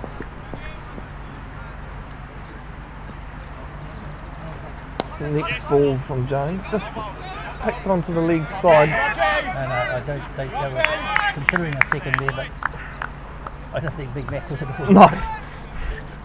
I only had one run out in this match so far, and it certainly wasn't really the batsman's fault. They were just pushing for 2. Oh! I didn't think that was bad cricket because it was near the end, and those batsmen just took off. And the guy who got run out, he knew he was hiding to nothing, but he almost made it. Well, just wanting to push up the scores, weren't they? Yeah. That was good cricket in my book. And what's more, he took off like a scolded rabbit, so if he'd just been normal, he dropped caught and bowled there. No, I think it was the old crowd catch, that one. I wondered. It was hit pretty hard. It must have bounced into the pitch,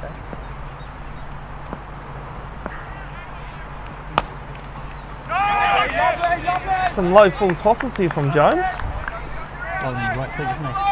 Yeah, it's got through that over pretty quick. We got 3 runs off it though. Yep. Robbie is an experienced campaigner. He's very calm. He's very astute, and what he's probably trying to do, I think, at the moment, is settle in. And when he's really seeing the ball, that's when he hits it. Well, the mistake you can make chasing something like 160 is you lose half your wickets in the 10 overs trying to get it in 12. And then you've got no batsman to get the runs. And then you're stuck, can't you?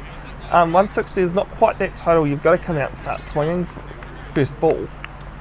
We're on 6 runs and over. Yeah, so you're still right. Cornwall, I think, have handled their bowling quite well so far. To be fair, they're using slow bowlers, and they suit this pitch. I thought we were short of spinner when we bowled, but still, 160. If you're good enough, you get them, don't you? Absolutely, and cricket's a funny thing. Anything can happen in it. Goodness, I hope to goodness that none of the guys that sit in the outback know that I'm on this. I'll get slaughtered. As long as they say nothing bad about them, Jim, I'm sure you'll be okay. Never hear me say anything bad about my club. Another wide, thank you. Yeah, that one's down leg side. That helps. 24 for 1 after 4 overs now. This is one thing about being unpaid commentator. You can say what you think, providing you don't swear. Yes. And as I was saying earlier, it's provided you don't start singing if you can't sing. Short one, this one, and McEwen says, I love those ones. Into the body, short. The boundary's a little shorter here. That takes us to 27, doesn't it? 28, Jim. Even better. I told you I did correspondence. 4 plus 4, the correspondence has let you down there, that one. Oh, yeah. Well, I wasn't one of those who went to school to eat my lunch. No, okay. We were too poor. Never had any. I used to eat someone else's. Well, as long as you're still late, mate. Lance Rodriguez is new bowler. What do you know about them? I'll put up my stats there, shall I? 6 matches. 5 wickets. Yeah, as usual. Yeah. 8 runs and over. Can't afford to do that today. 8 runs and over is what Howak Pakuranga need. Yes.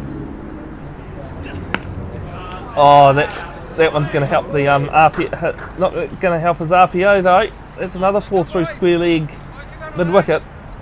Just keep hoping that Matt keeps building it like that. Well, I think the trouble for Cornwall is that I don't think he's quite hitting them, quite as good as he usually does just yet. It'll come if he keeps seeing it like that. Oh, we need him to stay there a bit longer, I think. Look at Donovan, he's just resting. Get on with it, Mackie thinks. Oh, that'll help. Just a bit of a flick of the wrists, and it's only 4 though.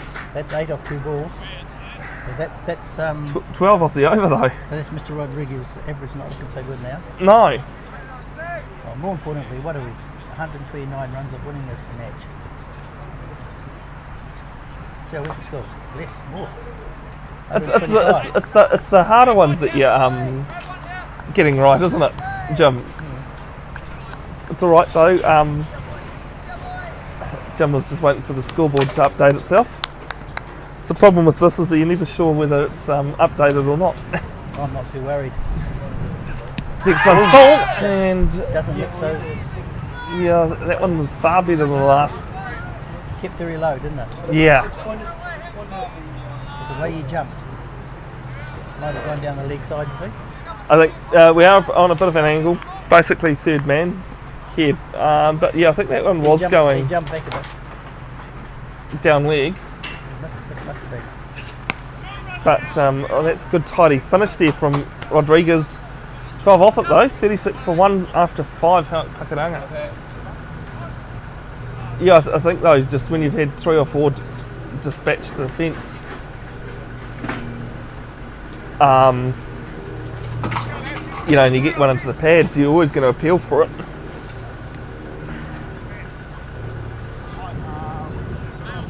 Even if it is a, oh yes, I've finally got a good ball bowled there.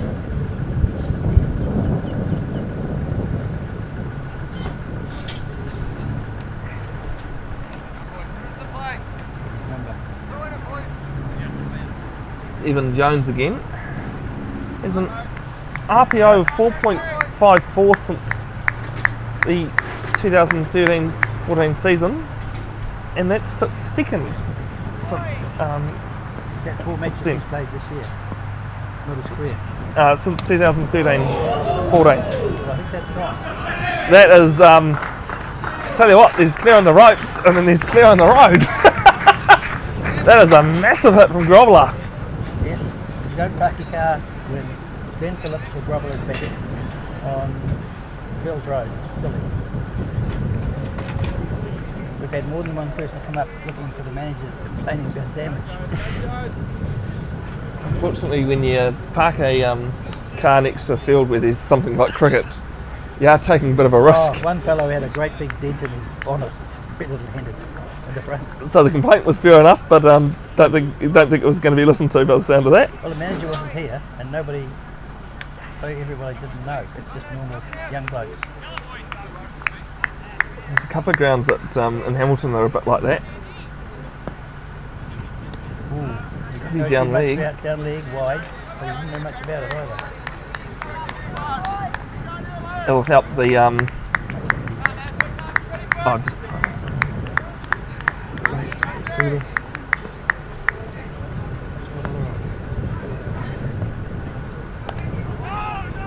Next ball's just a little bit fuller, and he tried to put it. McEwen's on 30, Grobbler's on 10, 10 off 9, McEwen 30 off 20. Yeah, that's pretty reasonable. They've got to keep going like that. Jones flicks it down, and that's going to be 4. Same place as the 6, but along the ground. Feels just as good, and But that shot, for most batsmen's quite risky. Not for him. no, look, Well, pretty confident in it. It was pitched up enough that it could have been beaten by the bounce, but no. So that takes Grobbler to 14, our score to 43, and we're in the 5th over, are we not? 6th over we are, Jim. Oh, not so good. Just a single here. Bit of a juggle with the ball, and no, Grobbler does it quite comfortably though. He's very, very experienced. He actually played representative cricket in South Africa before he came here. And when he came here, he was very low key. He's that sort of a guy. No one knew a thing about him. Ooh. See the difference between when Grobbler has a swing and Matty has a swing? Yeah, definitely. He Yeah. tried to reciprocate. He just didn't have the same. Grobby would have hit that. Yeah. This was bowled. A little bit full on it. That's more like it. Better hurry up, boys. Hip home. And a single end of the 6th over. It's 49 for 1. Howick Pakaranga, they're chasing Cornwall 160. They scored in the first innings. That's right, just ask and I'll help you out. At the moment, this game I think is pretty much under balance. It looks like Howick Pakaranga are doing it easily, but lose a couple of wickets, and 49 for 1 becomes 52 for 3, and it's a different ball game. These two need to get a bit closer to the final target if they can. I'm pretty sure that's what they're trying to do.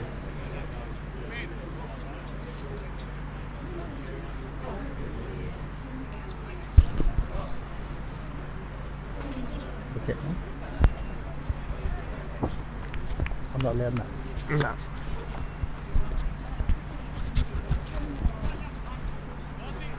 Is that better? Just doing some mic rearranging there. Apparently I was talking to myself. I'm good at that. It's the only way to have intelligent conversations sometimes, Jim. Not with me, mate. I gave you a chance to build yourself up there, Jim. Oh, I'm already built up enough. 92.5 kilos, but don't tell my wife. It's alright, you're lighter than me. Yeah, but I'm about 6 inches shorter. Another single Taller to Howick Pakaranga score, that's our 50. Taller you said there, I thought, Jim. Hmm? 6 inches taller, did you say? You, yeah. No, you. Oh, shit, no. Yeah. This is Rodriguez bowling again. What did I say? No, that's right. We'll come back. It's, you've got anything nice to say about him other than being a big boy?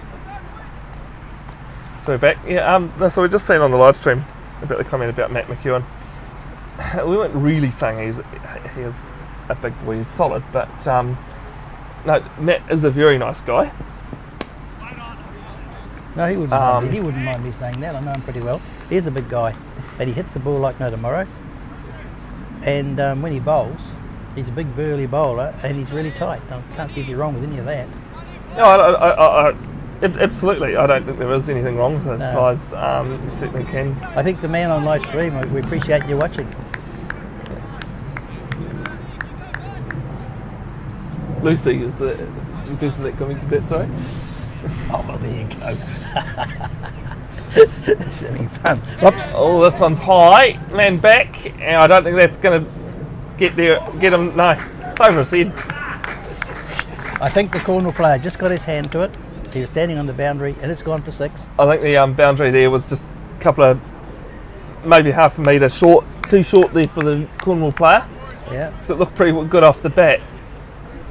So when Maddie hit that one, it went further up than it went long, but it still went over the boundary. So it's all that counts in the end, doesn't it? Needed a parachute when it came down. 57 for one. 1 ball left in this. 2 balls left in the 7th over. So he's getting hammered again, isn't he? So this is De Villiers' bowler. Rodriguez. Oh, through the hands. Beautiful shot. Hit very hard. And 4 more. Absolute class. Give this to Matty. He scores accelerating as it needs to do. Yeah, well, he's on 42 now. Yes. How many balls? 25. Yeah, so there you go. It's 175 strike rate. batted quite sensibly. Because the outfield is lightning. I don't think Cornwall quite know where to put their field now. This ball's bowled. And fuller. I think that's going to be certainly the case for Matt. Doesn't like it quite that full, does he, Jim? Nobody does. Because you can't put it at... You've got to play straight, usually. So 7 overs gone. Howick Pakuranga, they're 61 for 1. 13 overs to go. They need exactly 100.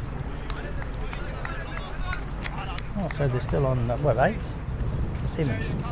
8.5. Oh, it's still a reasonable scoring rate.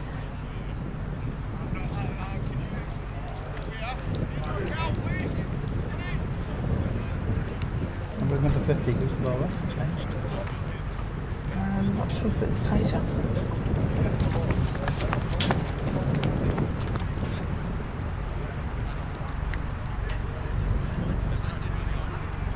Or is it one of the brothers? Or is it Darwell? Is it one of the Darwell brothers? They'll come up in a minute.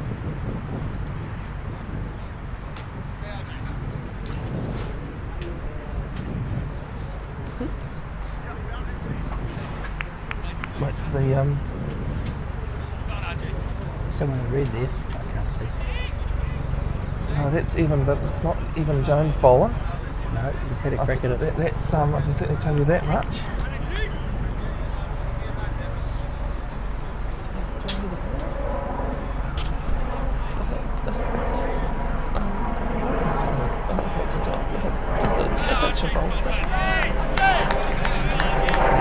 It's alright, should load me a second.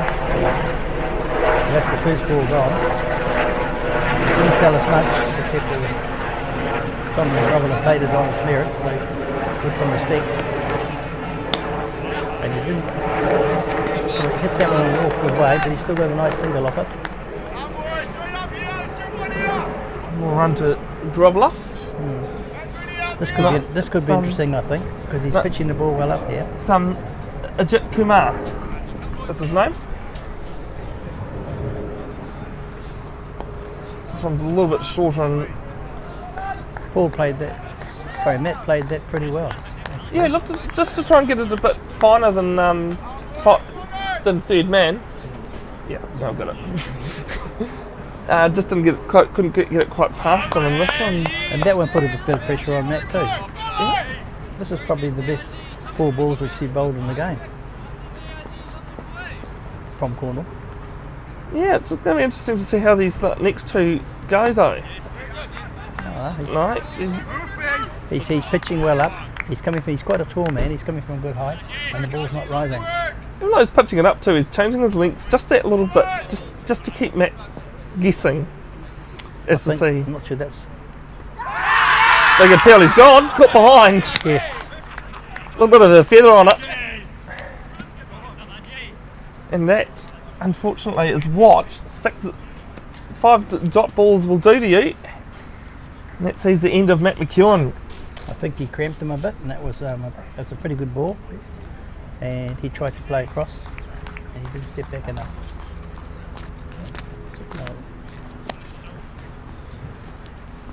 See here on the replay, he just tried to look down past backward point and must have just got that little bit of feather on it. Cramped a bit. Cramped him up, and he could catch there. So that was a pretty good innings when you think about it. It was what was needed. Yeah, 42 off 31 is, and it's about what Cornwall's opener made. I think he's a bit quicker actually. Dale Phillips also is one who gets on with it a bit, and he plays cricket at a pretty good level. Is he Glenn's brother, is he? Or, yes, yes. Glenn's younger? He's younger. Yep. Only a couple of years, if that. Yeah, I was going to say Glenn's not that old. He's a different sort of cricketer to Glenn in that he is more of an all-rounder, and he's probably thought of more as a bowler. But when he played for New Zealand under 17s last year, I think it was, or under 19s, he in the World Cup. 19s, yeah. Yeah, he was the best performer with the bat, and he gets picked for national sides. Auckland Day, I think he's played for that. So we're quite glad to have him here today, and I think that in due course he'll be playing for Auckland. He might need another year or 2. So the other game going on Pool 2 just to the left of us, Parnell, well, 121 didn't look very promising for them, but they've got Auckland University and all sorts of bother. They're 34 for 5 after 10. So Parnell looking to push their chances to be playing again on Wednesday there. Parnell a pretty useful side, and 125 often wins these games. 130 is certainly, that's why I think 160 is, we're working for that. So first ball of the 9th over, down to mid-off, no run.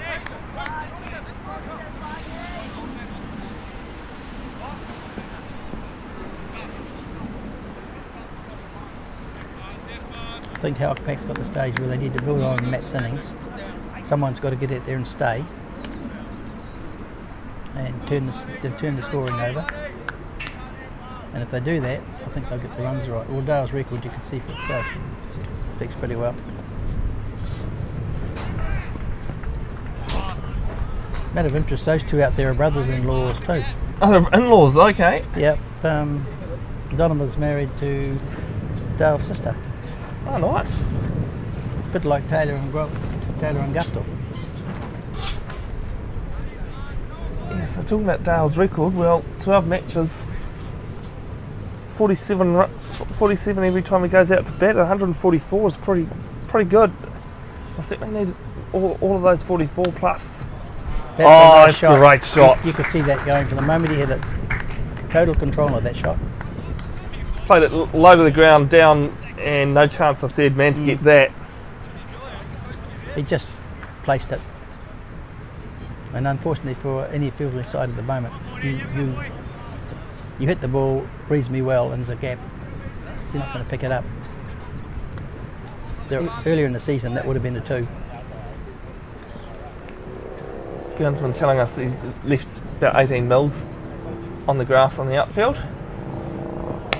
Oh, that's full onto the legs, and we'll just wait for the umpires. Yeah, that's 4. Not the best pace to bowl Donovan Grobbler. He's got a great eye. Just into the hips there, and thank you. 2 4s in a row. Yep. And 67 for 2, is that correct? Yes, it is. Yep. That's getting better, isn't it? 94 to win. Oh, just as I say, you're right. It's 71. Even better. Take 4 off that. Halfway through the 9th. Well, and they're up at the required runs too. I'd be ahead, wouldn't they? Yes, they are. Well, if you... You had to prove me wrong because you know. I'm not worried about proving you wrong. Oh no, please do it. Everyone else does. No. I'm more worried about your stream missing. The next ball from De Villiers. That one's a bit full, a bit lot lower, and Phillips will just get a Just a single. single to Grobler. Sorry.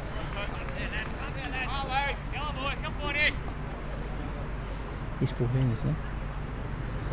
Grobler's 26 now. Off. 26 of 19. Yes, you wouldn't think it, would you? It didn't seem like he'd been swinging, but that's very similar to Matt's scoring rate. Yeah. So I think that's the benefit of the short outfield. There's probably 8 runs in there that would have been 2s, 4s that would have been 2s. Next ball bowled very full, just down to third man.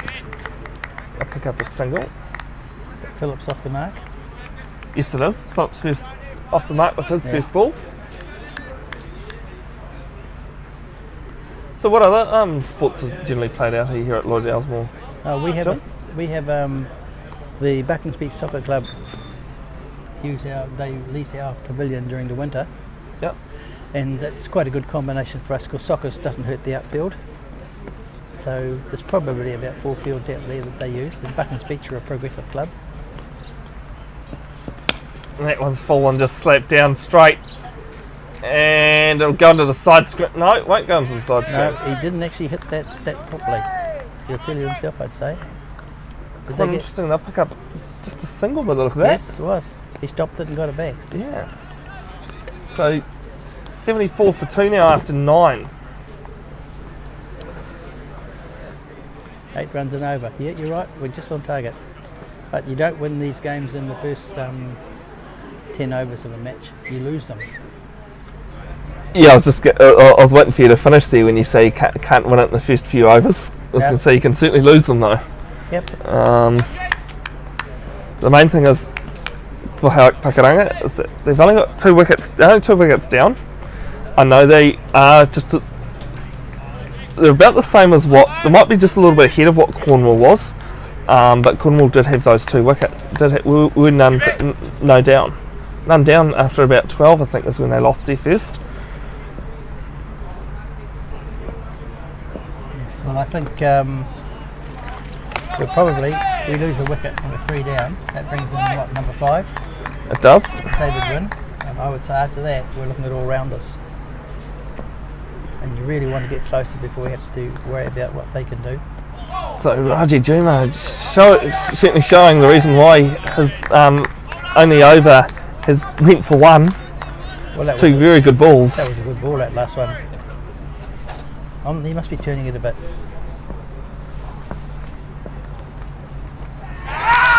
And that's a stumping. Good piece of wicket keeping there by the look of that.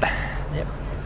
He's a good bowler, this boy. You can't be doing too bad, Jim, because David McCulloch thinks you're pretty good.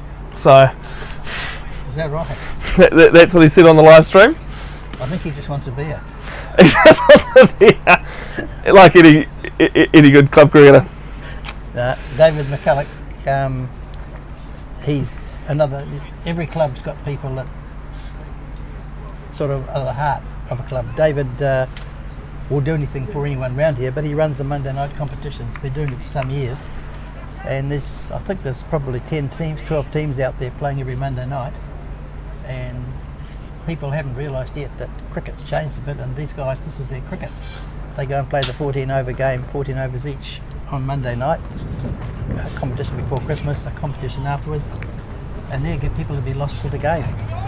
And there's a mixture of people play. People play from their work, a couple of people from a club team might play, and the club room sings afterwards, and that's what David's been doing for years. That's great to see. Interested in what our people are interested in what the Prems are doing, because that's about it. But I went round and photographed the Monday nighters a little while ago, and it's pretty dangerous. They just hit it. It goes everywhere.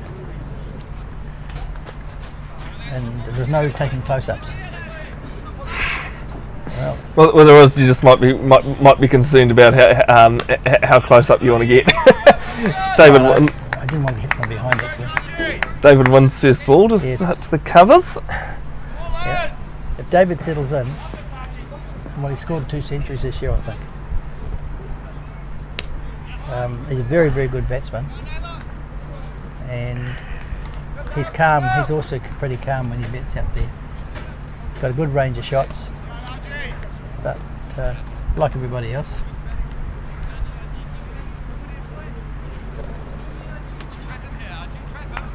Yes, T20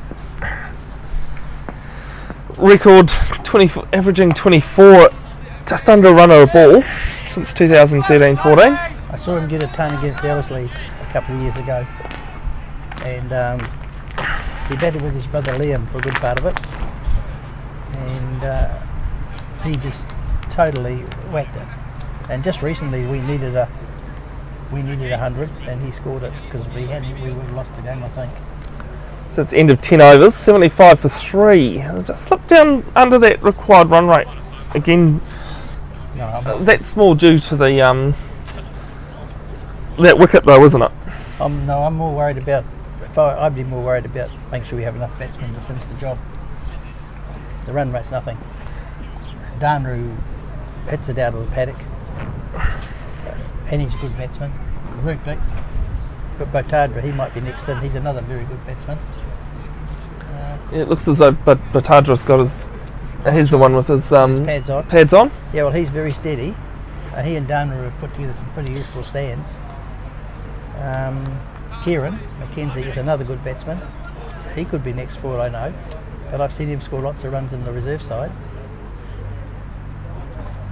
First ball of the 10th over. Quick single. Yep, we needed that. We're on the way again. I mean, that's what Cornwall were quite good at doing. They were making, just rotating that strike. I think they're underrated. Because I've noticed they're not doing so well in the 2-day competition, but I think they're quite a good side. We had a great game with them last year in the T20 at Cornwall. Donovan Grubber actually won it for us. In the semi-final? Yes, I walked past their change room after the game, and it was like a graveyard. It would be when you've scored 210 in the first innings in a T20. Yeah, and we didn't look like winning, but we're always sort of round there. But a couple of the guys, Cornwall's they've got a good track, and if the little bird's on your shoulder, that's your day. You can get away a little bit. Ben Naylor's bowling his first over of the innings.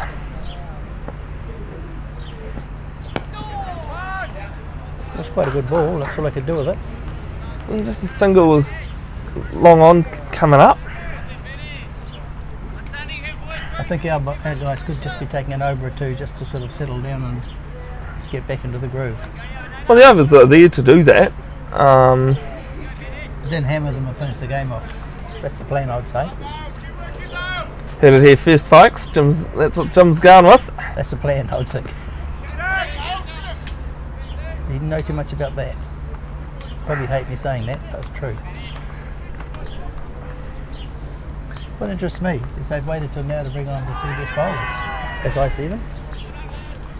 The fellow bowling this end got a wicket.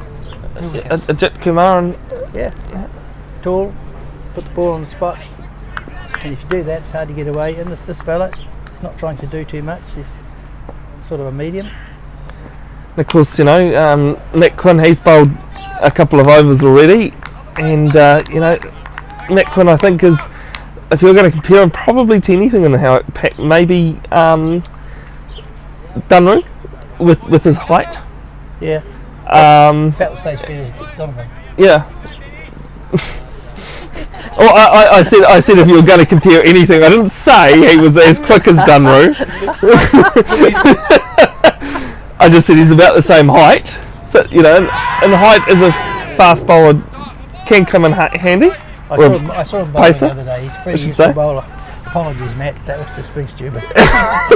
couldn't help it. Good thing he's out there. Yeah. I was going to say I did not bring my pads. Sorry, Matt, if you are listening. I generally leave those at home. I'd so say, well, our boys obviously didn't hear that because they haven't got not tuned into this. that's end of 11 overs. 79 for 3, chasing 161. Yes, we probably need one more over where we can just try and settle into this, and then the boys better have a pretty serious look at getting this total, I would think. And Jim, we're just having a look at that scoreboard next door to us. Auckland University have been rolled to 38. They're all out for 38. Interesting to see who played for Parnell.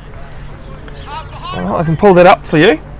But 38 is not a good score, and Well, it's holiday time, they've probably got a few students out. And there could be people like Finn Allen's playing down in Canterbury with Andy Morrison. the Parnell side, looking at this, looks about the usuals. You've got Horn Lane, Rodden, Reynolds, Pringle, then Deventer, Well, and that. I'm going to have some fun with the Parnell guys this afternoon. The people who run that outfit, the club, their mates of mine, and make sure they know I'm doing this. But you've got to get yourself out there, mate. Oh no, they do play for that club. Yeah. We were based at, we practiced at Eden Park, and I was in the second team, or second grade, I don't know what's the second or not.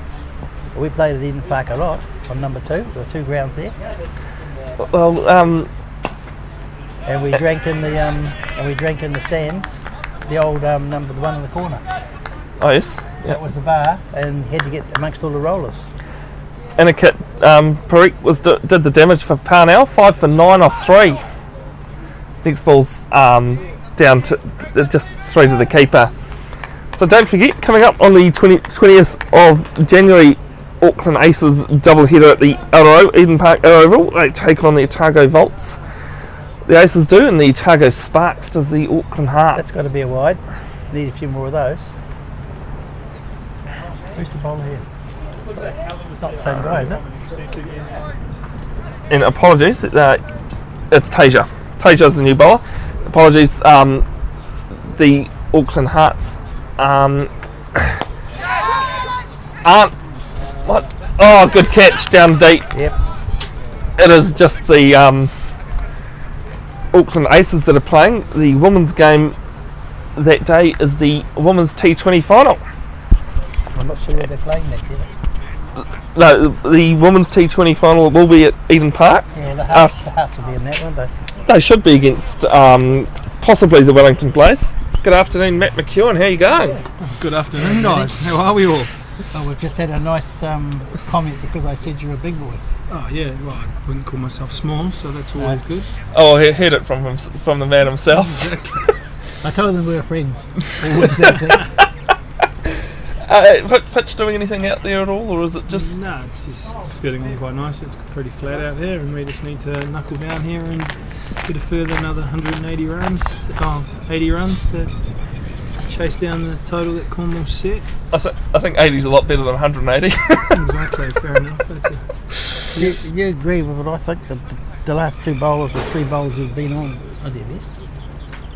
Never mind who their names are. They Tasia and the leg Ajit spinner. Kumar. Yeah, no, he bowled well. Bit of a story about him I heard out there. He started in 5th grade last year, and he's moved all the way to the Premier side bowling his leggies. So it's a bit of a little jump. Trick up the grades. Yeah, he's tall. The guy we're talking about, he's tall, isn't he? The one he's a we're talking about. big lad. And he Yeah, drops bowls- it. He bowls drops quite it. nicely. He drops it. You blooming just in front of your ankles. When we're here.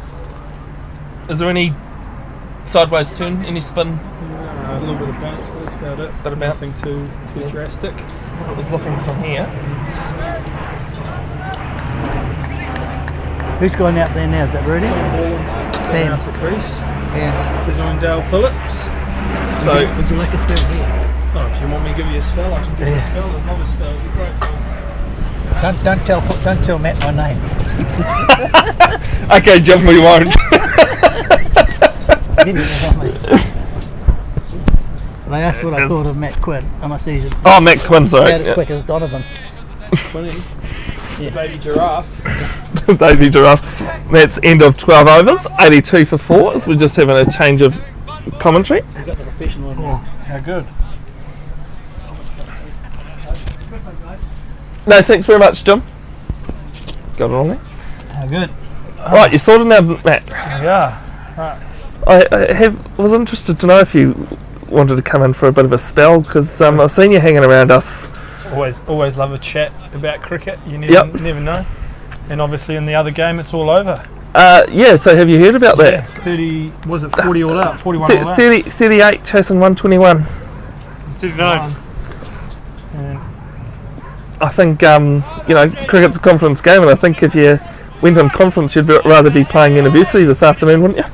I definitely would want to play in university when you get bowled out for 40, but hey, the Parnell team, it's a good team, Aniket Parikh, Fifer, which is always good. Hey, that is. Oh, yeah.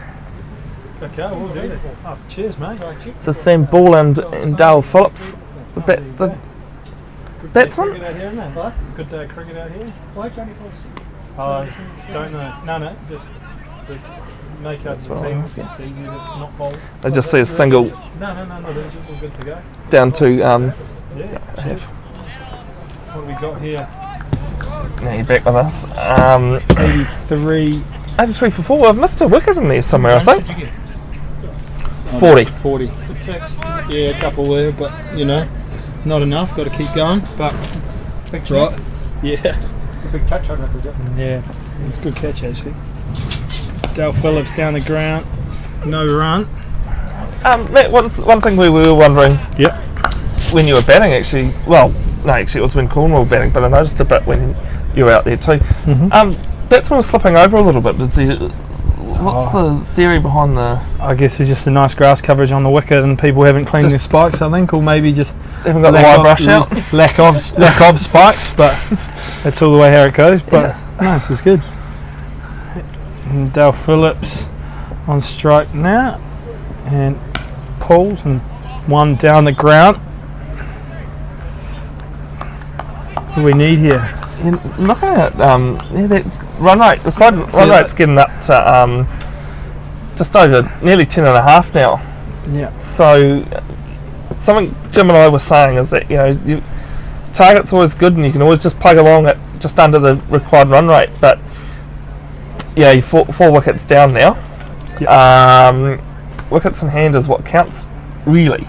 And that's a drop kick out to deep mid wicket, and that's going to trickle on.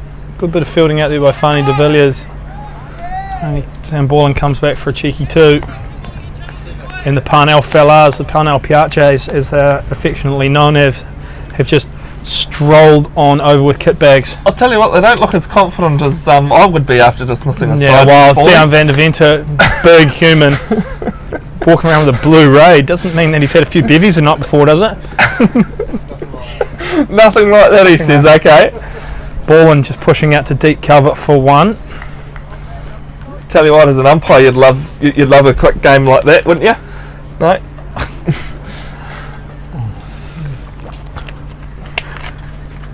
That's end of 13 overs, 88 for 4. Chasing 161. Now my math says that's 73 off 42. That's very good quick mass.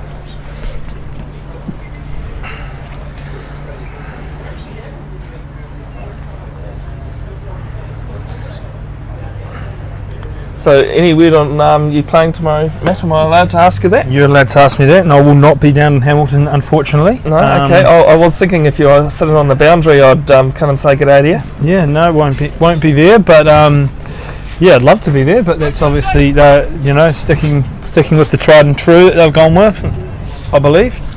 Haven't actually seen the team, but obviously haven't had a call myself. But here's a couple of the Parnell Piaches, a couple more coming over. Ben Horn and oh my God, it's Stingray, Ben Ray. There he is. Ben Ray, okay. There he is. Yeah, you can mix after being bowled out for 40. Oh! So he's gone, stumping. I'll tell you what, Sam Borland looks a bit bemused out there, doesn't he? Yeah.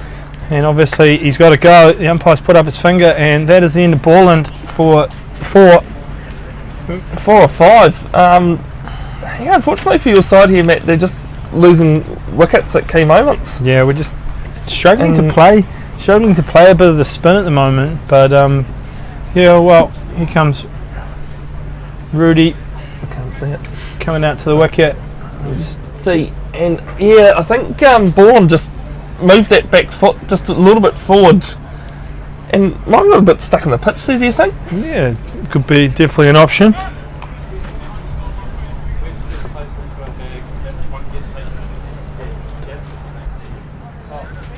And here's the man of the moment from the Peaches team, Aniket Parikh, 5 for 11. Hell of a spell of bowling, and He wasn't wearing his bowling shoes either. So you could have told him to put those somewhere different if you wanted to. Exactly. You know. And Evan Jones was the bowler, I believe. Evan Jones into the attack. Big, tall, lanky Evan Jones it is. He's bowled.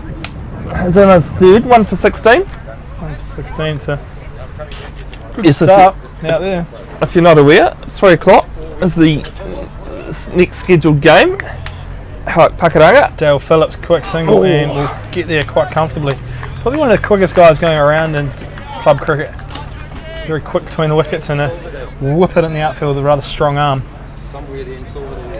Yes, the next live stream game, 3 o'clock. Pakaranga versus Ellerslie. Now after that last performance, it's going to be a very interesting game. Dale Phillips clips off his leg, Evan Jones, and he'll get back for a comfortable 2, and then the baby giraffe, Matt Quinn, just loping around the deep mid-wicket boundary to pick up for 1. I heard you say the baby giraffe before, and I didn't actually catch who you were talking about, but yeah, as you can see, it's quite obvious who Matt Quinn on video. He is one of the biggest humans you'll see, arms and legs everywhere. Well, what would there be much height difference between him and Dunray? Probably not, but I'm going to say that Quinn would weigh an easy 20 kgs less than Kearns. Yeah. Yep, and it's another quick single out to deep cover point. 92 in the 14th. Need about 7s. On the ground, and a bumper thrown back to the bowler. You're saying you need 7 and over? I think 7 and over for the next couple, and then you can sort of let the arms free and hope for the best. Well, yeah, 10.8 is what the required run rate is at the moment. So just 1. You're going to run back for 2. They're going to need it. Good running. Good running there by Batadra and Phillips.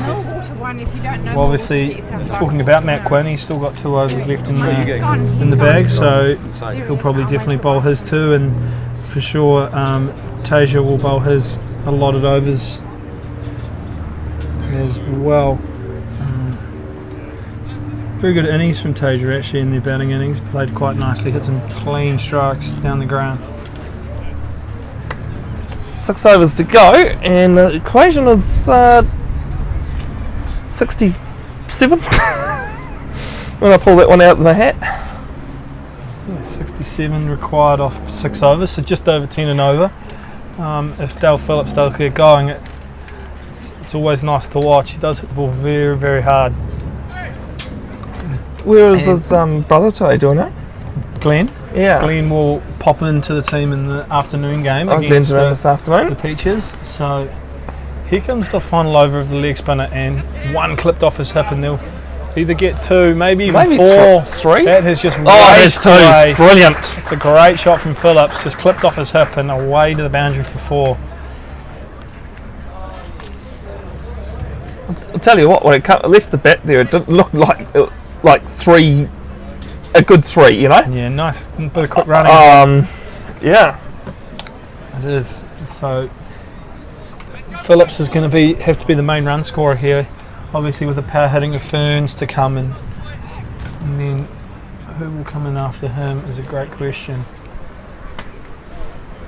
But it's good to see a good sort of scattering of the kids around today, seeing the senior club doing their job, and then Phillips again and cuts, and he'll hit to Tasia at cover, and 1 run scored.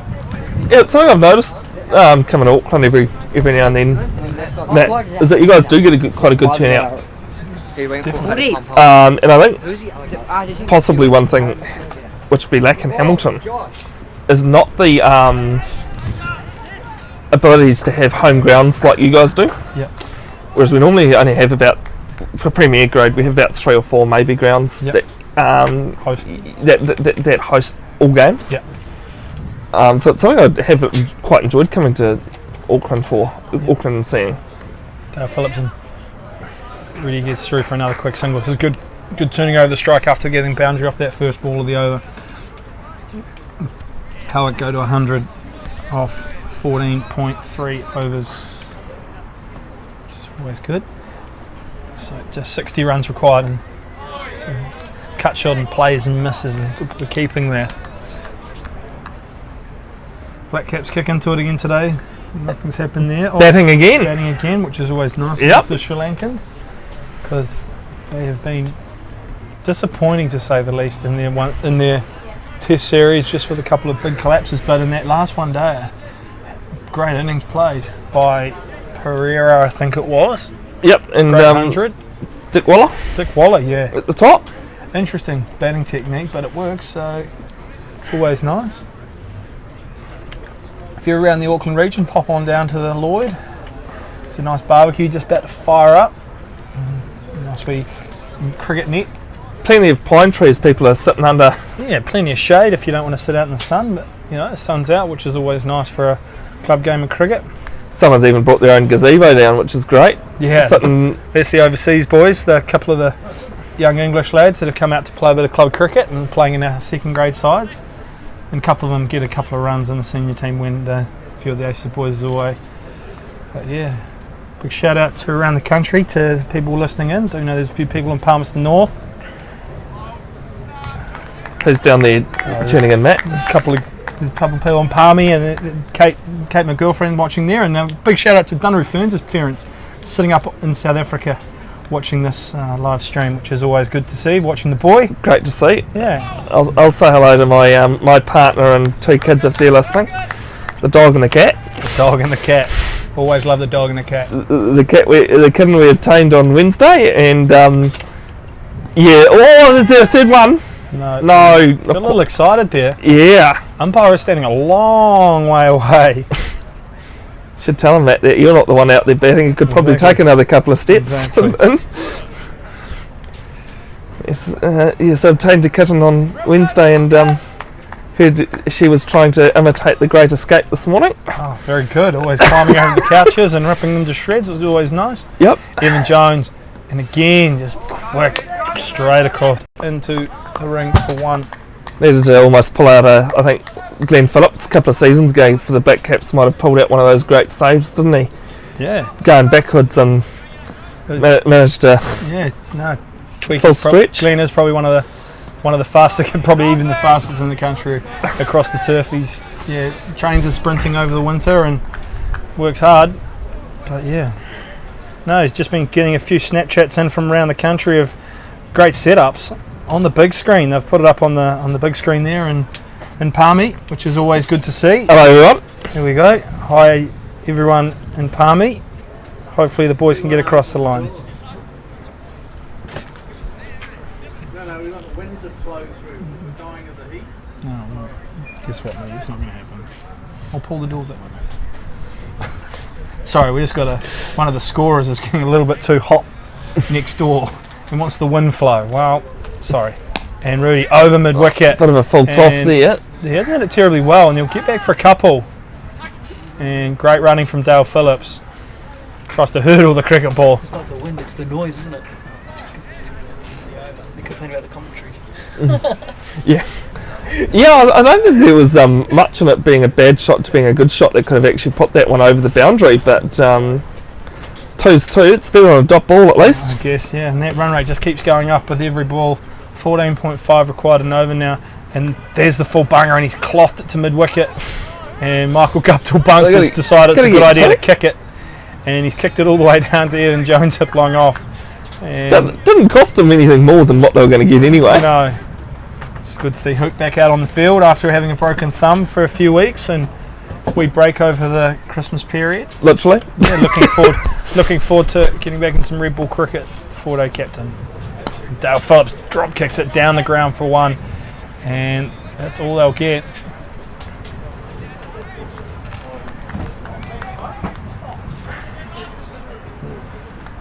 10. It's the marquee it's hitting, yeah. Kumar bowling his last from the And red. that's bowled, slid it on through. It's a good delivery. Slid on through. And that's the end Oh, of... Phillips. No, Bahudra. Patadra. Patadra, that's one. And here he is. A big, strapping South African. Danaru Ferns. Out to the middle. And he's going to need it. He's going to need to hit a few lusty blows to get the alpacas across the line here. Why the alpacas? Matt, I did pick up on that during the week that you guys are the alpacas. Well, the alpacas, I think, came due to the fact that a lot of other teams have come out with, we've got the Takapuna Pirates and the, what have we got? The Piaches from the Piaches, and then we've also got the Pylons. Pylons coming out of. There's a few teams have sort of started to use a few different names, so the boys came out with the alpacas. Alpacas? A few of the boys own a few alpacas, which is an interesting option to have. But yeah. Are they spitters? the players or wow, you never know. And Ferns to the crease, requiring just over 16 and over to get the job done.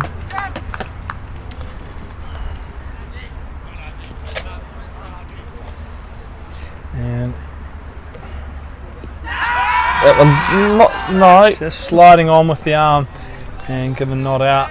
Well, I tell you what, Ditcher Dardwell behind the stumps here, asking the question, going, why not? It's to keep everything he peels for those out. Always out, isn't it? Always when he appeals. When anyone appeals. Ferns down the ground, hits powerfully. They'll just trot through for one. And that's the over. The alpacas require 52 off the last 3 overs to take victory. So it'll be up to Phillips and Ferns to try their hand. As a neutral observer though, this is going to make that last round this afternoon very interesting. Going to have 3 teams basically on points and probably could come down to who wins both those games. Definitely. I think also with Parnell taking a massive victory this morning, their net run rate will be quite high. So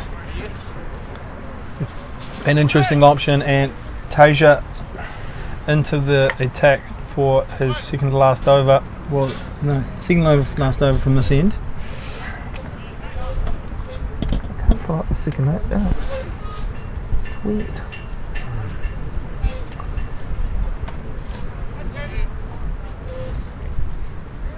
I'm trying to get the second innings up there. I can't get it on mine for some reason. Yeah. Yeah, so 2 for 6 off 2 is Tasia. 2 for 6 off 2, so he'll bowl probably the final 2 from this end, just depending on how this over goes, I guess. Ferns is going to obviously have to try and hit downwind big, and he's struck strongly down the ground. He's hit it for 4. Oh, that's 4. That lovely shot. Ferns plays straight and splits the 2 fielders at long on and long off. It's a big stroke. It'd be interesting to see who bowls this next one though. Matt Quinn, he's only the baby giraffe, as you were saying. He's still got 2. You'd presume Quinn's going to bowl at least 1, and he is warming up out at deep square. So I'm going to feel he's going to probably bowl the last one from the top end. Looking at what's left, it probably is going to be Matt. Yeah, and then potentially they'll have the option of De Villiers at this end to bowl the final over, depending on how Tasia goes here. And Ferns, again, Tasia throws it up in the block hole and dug out down to long off for 1. What's that? Hey, driving. Are you getting good? This is the championship over. I think this is the decider. If this goes for 15 or maybe 25, it brings the alpacas back into the game. But just depends on how Phillips looks to play here. Phillips does hit it clean and back of length and cut and hit straight to cover, which obviously not where he was looking to hit it, but it's always one. Gets Ferns back on strike with probably more prolific power hitter. very casual about it. He was. Not at all. Do you have a favourite commentator yourself? Favourite commentator? Matt? No, not really. you I don't? do enjoy just a good watch. Yep. I generally sometimes do turn the commentary off, just so I can watch it in peace sometimes, because there is some absolute garbage spoken at times, which is always good to hear. And Tasia has put down a catch there.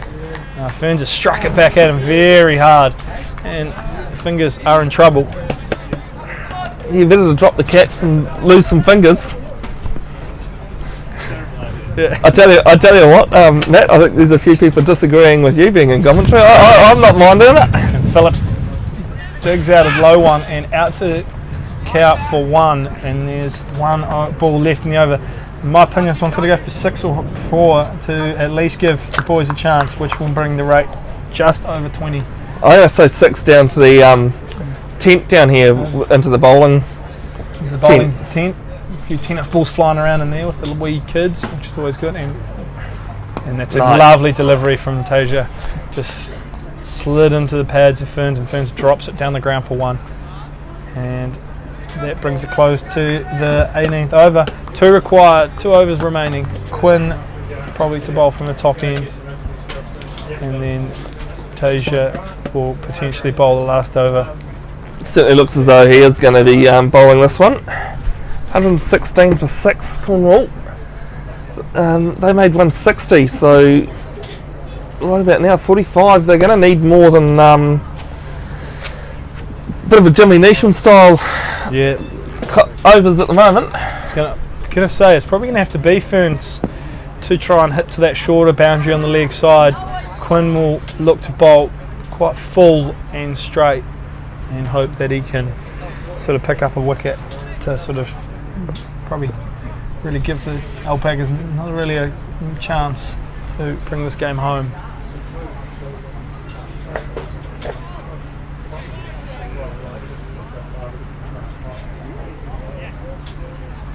Yourself? Got a favourite commentator, or?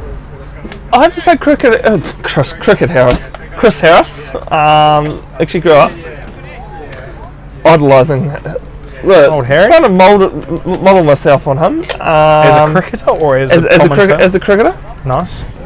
And then my last stint, actually, before Christmas, was sitting in the Sky commentary box for the opening Super Smash game.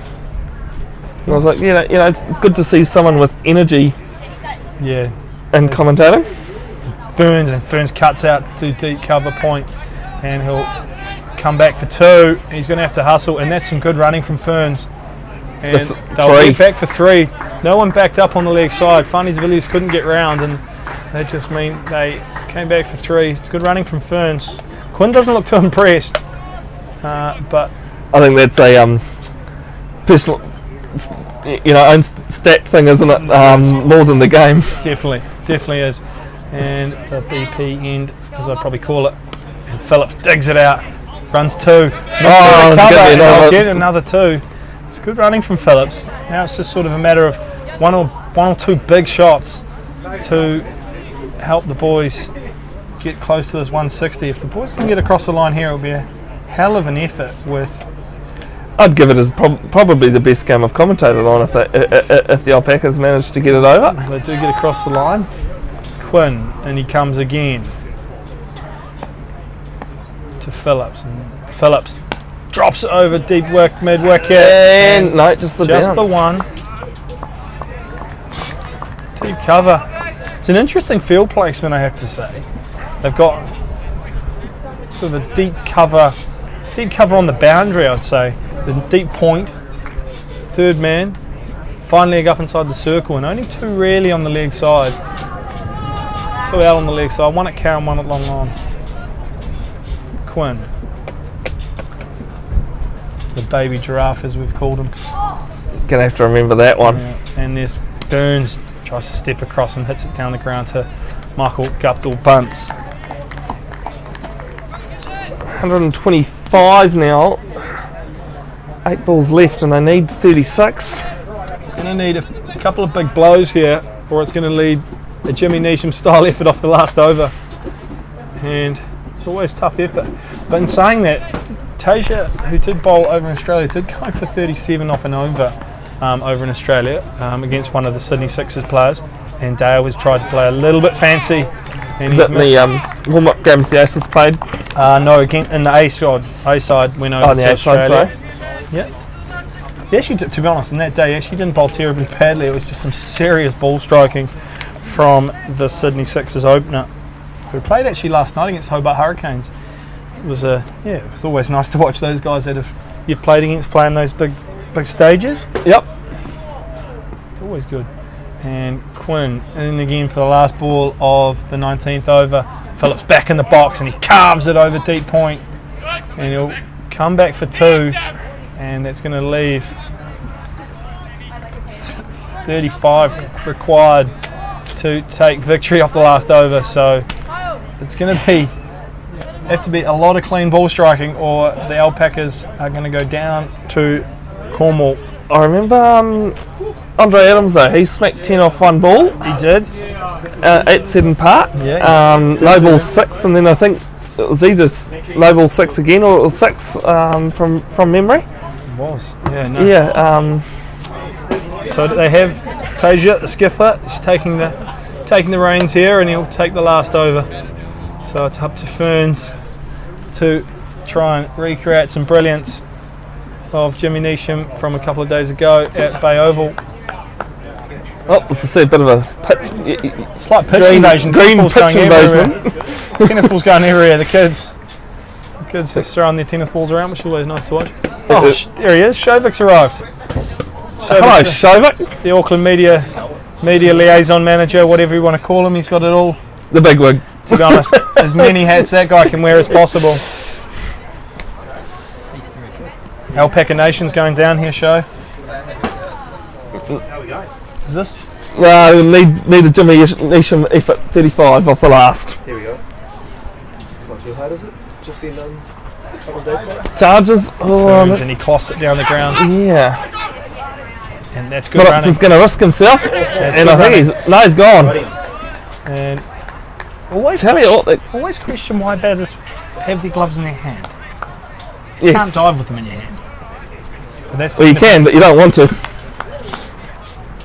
So see on the replay, you know, especially with Dunry being the big hitter,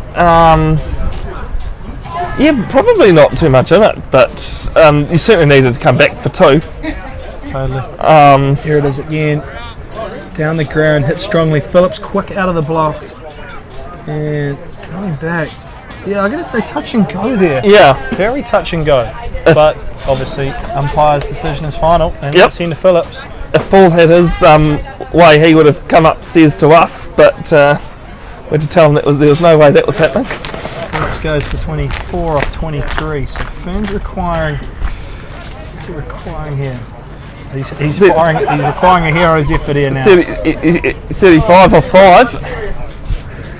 He's requiring a real hero's effort, and that's some great bowling from Tasia. Tasia's just slotted it in there again, and only one down to De Villiers at long on.